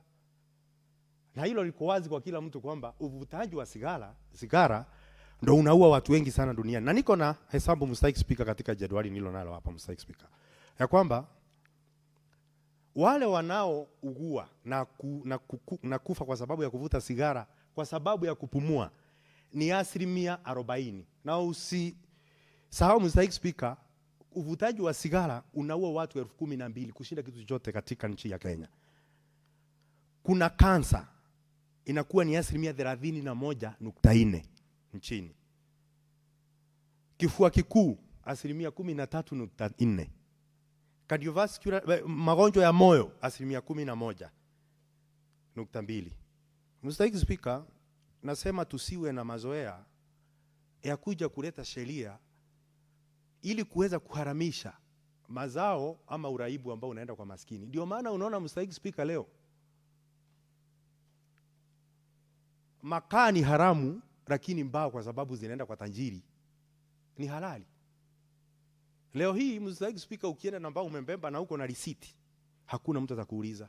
Maskini na gunia moja ya makaa atakimbizwa kila mahali. Zimetoka kwa ule mtu mmoja, Mr. Speaker. Kwa hivyo ndo nasema sheria tunapozitunga na ziwe sawa kwa kila mtu. Nimesikia Mheshimiwa Faki ameenda akisema kwamba hata bunge la Tanzania limepitisha kwamba miraa ni haramu. Mheshimiwa Mtopire kutoka Tanzania juzi walikuwa nasema waondoe hiyo marufuku kwa sababu wameona tayari kwamba inaharibu uchumi na maneno ambayo inasemwa mengi si ya kweli, Mr. Speaker. Mr. Speaker, mimi nimepeana takwimu ya wale watu wanakufa kutokana na uvutaji wa sigara na mambo kama hayo. Bado sijaona takwimu kutoka taasisi husika inaonyesha vifo vya wale ambao wanakula miraa na mambo kama, Mr. Speaker. Kwa hivyo, Mr. Speaker, ndio nasimama leo nikisema mimi naunga mkono. Mr. Speaker, huwa nasema ukiona kesi ambayo imeenda kwa Juma Mfarume imekaa sana, ujue Mfarume yako na makosa. Na saa hii, Mr. Speaker, kwa hii Juba unaona Wafarume bando wako. Ni kwa sababu kuna jambo moja ambalo aliendi sawa. Mr. Speaker, ningetaka niongee kidogo kuhusu Mr. Speaker, ningetaka kidogo niongee vizuri kidogo kuhusu umuhimu pia wa miraa na muguka. Mr. Speaker, ukiangalia Mheshimiwa Faki amesema kwamba inaongeza mwili kutoa dopamine. Mr. Speaker, dopamine ni ile ni hormone ambayo wakati inashuka unaanza kusikia vizuri. Kwa hivyo wewe sema kwamba inafanya dopamine itoke kwa mwili wako alafu useme bado inaleta depression, Mr. Speaker. Hayo ni mambo mawili tofauti. Mr. Speaker, kitu ambayo miraa na muguka unafanya pia ni kupoteza hamu ya chakula. Kwa hivyo inatumika kama dawa, Mr. Speaker. Ilibitiwe kwa sababu kama inapoteza hamu ya chakula, Mr. Speaker, na ukienda katika mitaa ya kitajiri, wale watu wanene wanakimbia bila kitu kimewakimbiza na hakuna kitu wanakimbilia. Kwa nini basi isikae na hiaramishwe tuitumie kwa wale ambao wanataka kupoteza uzito, Mr. Speaker? Na Mr. Speaker, siku ya leo enda katika kliniki nyingi sana katika mitaa ya kitajiri, utapata kuna dawa zinaitwa Mojaro za kujidunga watu wapoteze uzito. Zingine, Mr. Speaker, zinaitwa Ozempic ambao hata zinadhuru watu, wanangoka nywele, wanakaa vipara kama mjusi. Lakini zao la miraa linatupa tiba ya kuweza kupoteza uzito. Kwa nini basi useme kwa sababu hili ni njema tulitumie pia katika kudhibiti uzito, Mr. Speaker? Kwa sababu sio lazima tuangalie tu mbaya, tuangalie na nzuri, Mr. Speaker. Wakati unalea mwana mzuri na mbaya pia umlee. Mwema ukimpa mchele na yule mbaya mpatie chelele, Mr. Speaker. Kwa hivyo tuangalie yote, Mr. Speaker. Kadhi na kadhinon inajulikana kupunguza lehemu. Lehemu ni cholesterol, Mr. Speaker. Na unajua lehemu ndio chanzo kikubwa cha magonjwa ya moyo, Mr. Speaker. Na kwa hivyo ndo nasema kama itafunwi basi tutoe hii dawa tuweze kusaidia watu ambao wako na shida ya sinikizo la damu na wale pia wako na magonjwa, wako na lehemu kupindukia, Mr. Speaker. Mr. Speaker, hii miraa na muguka pia inaweza kudhibiti uchungu, Mr. Speaker. Na kwa hivyo pia kuna nafasi ya kutoa dawa tuweze kudhibiti uchungu, Mr. Speaker. Mr. Speaker, kuna mambo mengi sana ambayo unaweza ongea kuhusu hili zao. Lakini sana sana, Mr. Speaker, unajua nilikwambia ni zao la maskini. Sana sana linaliwa na maskini, linakuzwa na maskini. Na unajua Mswahili siku moja alisema kwamba maskini hendi mkele, na angeenda mkele akanjaza mchele njahazi tere hurudi na upele. Kwa hivyo mimi nitasimama siku ya leo niseme ya kwamba tunapotunga sheria zishuwe tu ni sheria zinaenda upande moja. Mr. Speaker, saa hii mambo yenyewe ndio wavuta mbangi wakubwa sana katika nchi hii. Saa hii tunaongea. Lakini kwa sababu bangi imefichwa, wenyewe wanaenda kununua katika maeneo mengine ambao maskini hawezi fika. Lakini kwa sababu wengine lazima yatumie kwa shida tofauti tofauti, wanaenda pule, Mr. Speaker. Hata saa hii tukiharamisha miraa itaanza kulimwa kama bangi. Saa hii pesa ambayo saa hii kwa sababu bangi ni haramu, pesa ambazo zingeenda kwa kondi zinapotelea huko chini chini, Mr. Speaker. Na kwa hivyo ningesema, na kwa sababu miraa si lazima, hakuna mtu analazimia, ni uraibu ambao wa kujitakia. Kwa hiari, Mr. Speaker, unafaa uachwe. Kama tunaacha sigara, Mr. Speaker, tuache pia na miraa. Kama tunaharamisha miraa, pale pale pia tuharamishe mpaka uvutaji wa sigara na tumbako. Lakini shida ni nini? Ni kwa sababu mabwanyenye ndo wenye mitambo mizima kutengeneza sigara, na kwa sigara ndio maana hiyo haiguzwi. Lakini hii kidogo ndo itaguzwa. Kwa hivyo, Mr. Speaker, mchango wangu ni huo, na mimi Kirinyaga pia nimechanga hivyo nikijua kwamba wanaokuza hili zao ni Meru, Embu na Kirinyaga kidogo. Na kabla tuja tolea mwananchi ambaye analima kitu chake shambani, ni vizuri tumpatie namna venye ataendelea na maisha yake. Mr. Speaker, kabla huja kubomoa daraja, funza mwananchi kuogelea. Hapa tunaanza sasa kubomoa daraja mwananchi kabla tuja kufunza kuogelea, Mr. Speaker. Asante sana, Mr. Speaker. Senator Robert.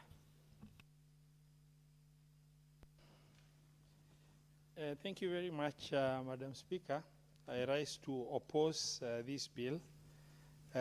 Madam Speaker, I grew up in northern Kenya, and Madam Speaker, it's worthwhile to really discuss this issue of Miraa and Muguka from the context of real life experience of what it is doing to the fabric of the society in our region. Madam Speaker, I sympathize with the farmers of Miraa in the regions that grow Miraa. God has bestowed them with the right soil and plentiful of rain and water for them to be able to substitute Miraa for another crop. What we have witnessed over the years, Madam Speaker, is a situation where,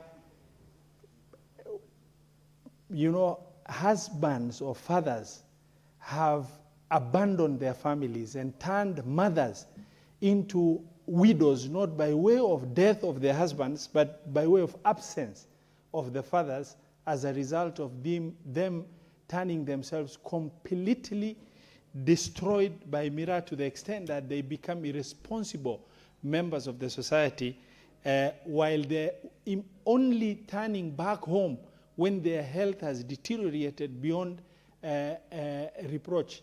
Madam Speaker, many children have fallen out of school in northern Kenya. And I will want to speak, limiting my discussion to northern Kenya, because that is where my experience centers in regards to what Miraa has done. Madam Speaker, many other vices have gotten encouraged. The illnesses that is resulting from Miraa has become unexplained to the population. Madam Speaker, in the wisdom of my brother Mrangu just spoke, the absence of data just only means the fact that nobody bothered to really take care of the issue of finding, to collect data on the level of damage that it has happened. But what we are speaking from is real-time damage of Miraa on the fabric of the society, the population, the health, and other vices that would have otherwise be controlled in that region. Madam Speaker, while I sympathize with the farmers, I wish to state, in very categorical terms that there was a lot of wisdom why Miraa was banned in the UK, banned in the US, banned in Europe, where scientific research has taken place. And NACADA, in the wisdom, borrowed that information and carried out and categorized Miraa as a very serious drug that is not good for the fabric of the society in this country. Madam Speaker, today we should be discussing what substitute support Miraa farmers should be given by the government in terms of making sure they're able to recollect themselves and they get supported through substitute support in terms of subsidy, in terms of support, so that the Miraa farmers are able to approach commercial production of other commercial crops. Where Miraa does well, macadamia does well, coffee does well, tea does well, and avocados does well. It's not like there is no alternative, Madam Speaker. Now, encouraging a drug that has destroyed the fabric of the society into complete, loss of education, loss of parenthood, and even worse, Madam Speaker, the experience we've seen is reduction, very serious effect on libido in men, where those men that are abusing, completely Miraa have become more or less impotent in the context of family structure. Madam Speaker, I believe with conviction that my brother, Senator Kathuri, has sponsored this bill in support of the economic activity of Miraa farmers in the region. And he had the wisdom to support. Now, unfortunately, we all represent different regions with different interests. While Miraa remains unbanned in this country, the abuse will continue. We may not have the power to stop people from consuming. We may not have the power to stop Miraa from being moved from Meru to Mandera County. But it is very critical that we keep on talking about this reality, because the eventual reality is coming to roost, and it has already done. I am not speaking about the Somali community that consumes Miraa in northern Kenya. Equally, the Meru Embu consumers have gotten affected in the same context. It is not selective, it's a drug. And while I oppose the bill, you know, in the strongest term possible, I would wish to persuade the government to really dedicate substantive resources to be able to carry out data on Mira farmers and support them to approach, you know, to be able to replace Mira farming with a different cash crop that is healthy for all of us to consume. I do not want, because people are watching us nationally, I do not want Kenyans to really feel that maybe as leaders we are pitting regions against regions. No, we are not. Our brothers, the Meru, our neighbors, we have a lot of respect for them. The sponsor of this bill is one of the leaders that I have a lot of respect for. However, the state of destruction of this drug, if left unchecked, is going to really consume our communities very badly. While I agree too much of everything, this one is not too much. You start a little bit and family structure is destroyed. And that is the problem that has, we've witnessed over the years as we grew up in our region. We've seen, you know, single mothers, not because the husbands have died or they're just absent from their life. And children have failed to go to school. The women have turned up carrying the burden of family structure because the husbands are nowhere to support them. Madam Speaker, I know, you know, there are many other vices that ought to be banned. Maybe the Mira is not an exception in the context of other vices. However, Madam Speaker, there was a lot of wisdom in Nakada categorizing Mira as a drug. There is more scientifically supported wisdom in developed countries that had the capacity to do thorough research on Mira to classify Mira as a drug unwanted in UK, unwanted in the US, unwanted in Europe, unwanted in the Arab world because of the destructive nature of this drug. Madam Speaker, I beg to oppose this motion and request the government to look into alternative means of supporting the Mira farmers to be able to approach or try and substitute Mira farming with other cash crops, because the regions that grow Mira are also the regions that, by wisdom of God, Almighty Allah, are blessed with rightful amount of rainfall, arable land that is able to support the right meteorological weather condition, year-round, favorable temperatures to be able to substitute the drugs. Madam Speaker, I oppose. Senator Nyamo. Thank you, Madam Speaker. I've been listening to contributions by my colleagues, and they seem to miss one thing. This amendment seeks to address the fact that despite Mira being consumed every other day, because my colleagues seem to say based on the effects of Mira on other people, so cathinone and cathin should not be removed from the schedule of being under banned substances in the Narcotics and Psychotropic Act, Madam Speaker. But Mira is still under consumption, despite the classification. What is mostly affected, Madam Speaker, it is the value addition. Because investors in this crop are not able to get licenses to add value to the crop because of the classification. As it stands, the consumption is still constant, but who suffers most is the people who want to add value. And I think Senator Murungi, what he's doing here through this bill is serious representation of his people. And I think by this bill only, the people of Meru ought to make a decision, because this crop supports over 500,000 families in Meru, directly and indirectly.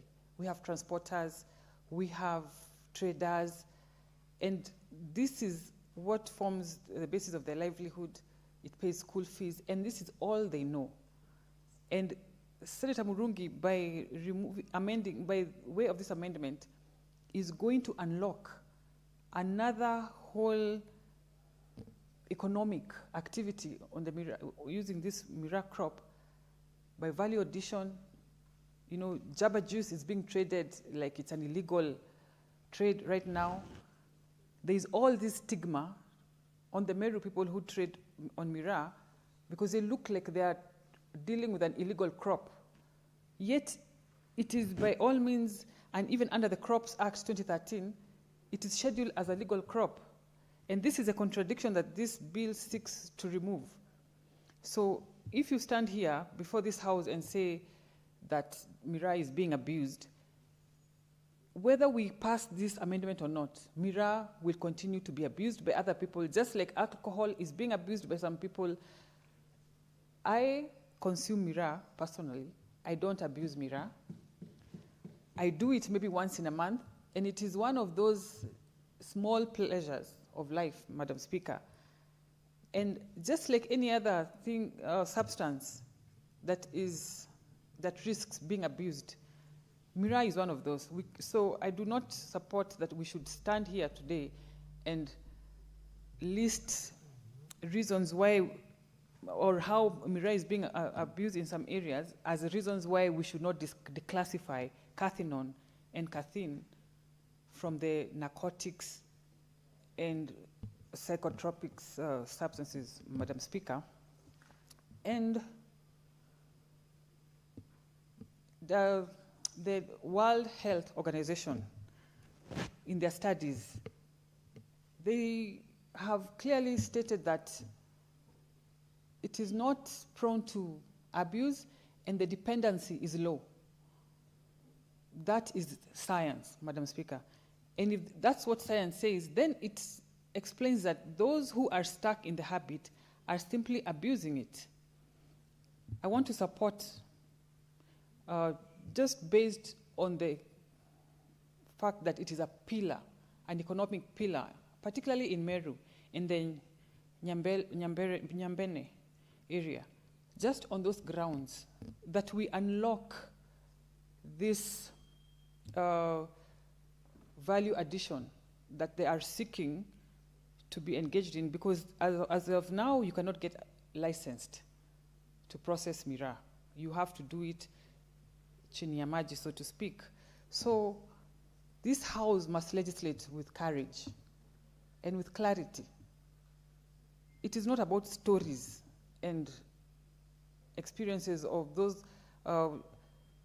maybe jobless youth who fall victim to many other practices, which in the first place they should not even be engaging in, and unlock, as I have said before,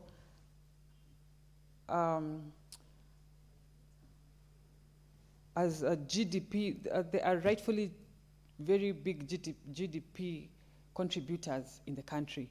On one hand, we support the crop and the trade. On the other hand, we are collecting taxes from them. On the other hand, we are curtailing the whole ecosystem of Mira by having contradictory laws. We are telling farmers on one hand, grow the crop. And on the other hand, we're telling investors, you cannot process it. And so it is in our hands, this bill, luckily. I want to urge Senator Murungi, lobby members in this House so that we pass this amendment. It is going to bring a great difference in the Mira industry. It is going to bring employment for our youth. It is going to increase the tax base in the country. And with those few remarks, Madam Speaker, I support. There's no other senator, so the mover may reply. Thank you, Madam Speaker. And Madam Speaker, I really want to thank the members who have contributed either positively or negatively to this important motion. I want to start with Senator Chaligay, Senator Mudigi, Senator Mohamed Faki, Senator Abbas, Senator Murango, Senator Liloba, and Senator Karen Nyamu. I want to really thank them for giving this motion some time to think and to think through about it. But Madam Speaker, what I have seen, most of the members, those maybe who are not supporting, they don't understand what I'm trying to seek. And I really explained for more than almost 30 minutes the justification. You know, most of the members are discussing whether miraa should be banned from Kenya from being used in Kenya. That is not the issue. Miraa already is a scheduled crop in the Crop Act 2013. So there is no way, we have no powers unless if somebody will go to amend that section so that it is not a scheduled crop, then miraa will not benefit. Even before 2013, miraa chewing was not illegal. Miraa has been consumed since, I don't know, the creation.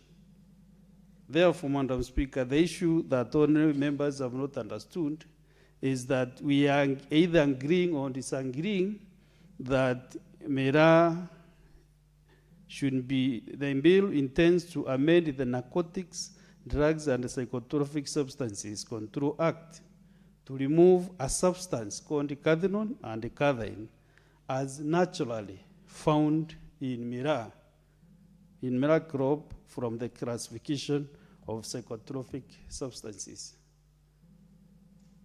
Cathinone and cathine occurring naturally in the miraa plant is very, very different with that what has been categorized in Schedule 2 as psychotropic substances, as cathinone and cathine. If you go and produce cathinone and cathine in a lab, that is a drug. That is what we are agreeing with that. But the cathinone and cathine occurring in its natural state in miraa, natural state, because if that twig, if you keep it for more than 12 hours, that cathinone and cathine will go. You will not find it. So researchers have found that this crop, the cathinone and cathine, is not harmful at all to the human body. But as many members have contributed and have expressed themselves, if you take in excess, I think that is what is happening in the northeastern. If you take this, anything you take in excess, of course it will have an effect on you, on your body. And that is why in Kiswahili, Murango was trying to say, Senator Murango, use everything in moderation. If you drink a lot of tea, a lot of milk, you know it will affect your belly, it will affect you. But anything you use in moderation. Senator Cullen, I'm happy that you really support this bill, and you chew even once per month, and you have it has no effect on you. I do it almost weekly or maybe after 2 weeks, even sitting on that chair, Madam Speaker. I've never made any irrational determination or sitting there or whatever I've been doing for the rest of my life, because I use in moderation. Therefore, Madam Speaker, the amendment that I'm seeking, I hope I'll be able to convince more members, and I can see I'll be able to get the required numbers to pass this bill at the second reading during the voting. So, Madam Speaker, I want to really request people to be patient. I know they've been waiting a bit, and Karen will really understand, Senator Karen will really understand. What we are trying to do is actually to make sure that we don't take a lot of miraa to Northeastern, to Mandera, to Garissa, to Ajia. Once we start value addition, we will have no miraa left to take outside the Meru. Even for local consumption will be difficult because we want to open another level. Now we are going on a value addition. So we do wine, we do juice, we do I said again, tea bags, so that people even can stream, can shed weight through that. You know, people are taking nettle grass, wheating grass, yeah, these hibiscus, so that they can be able to use healthy drinks. Miraa also will be healthy drinks so that it can help control the weight that we have, Madam Speaker. So what we are trying to see is, and to convince members, is if we allow Nakanda to remove these cardinal and cathine from the scheduled list of narcotics, Madam Speaker, we will be able to do now valuation. Whether you want to take the wine or not, it's up to you. Even now we have so many wine shops in this republic. Not everybody goes to that shop to pick and brought of wine. Because if you don't partake it, you don't go to the shop. There are so many bars in this country. If you drink beer, you'll go to the bar and drink. So that is what we are saying.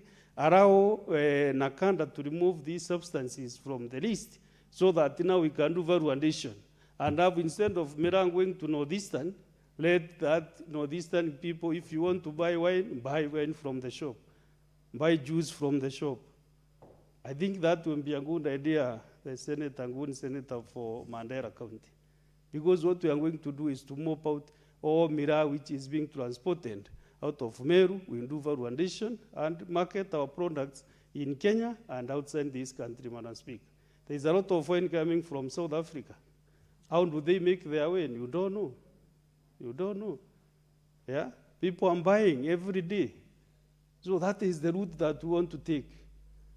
So, Madam Speaker, with all these remarks, I really beg to reply, and I beg to move and request that the putting of the question be deferred to a later date pursuant to Standing Order 66.3.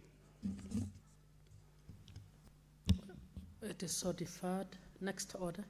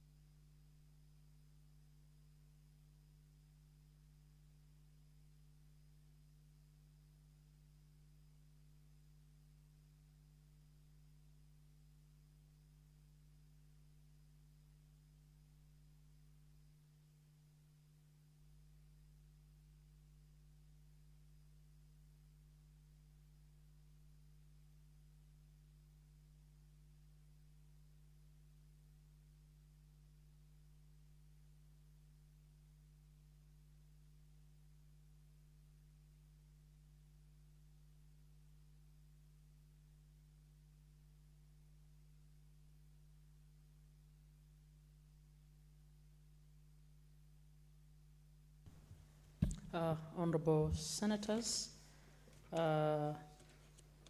because of absence of movers, we are deferring orders number 11 to 16, order number 18, orders number 20 to 37. Honorable Senators, there being no other business on order paper, the Senate stands adjourned until tomorrow, Wednesday, 6th May 2026 at 9:30 a.m.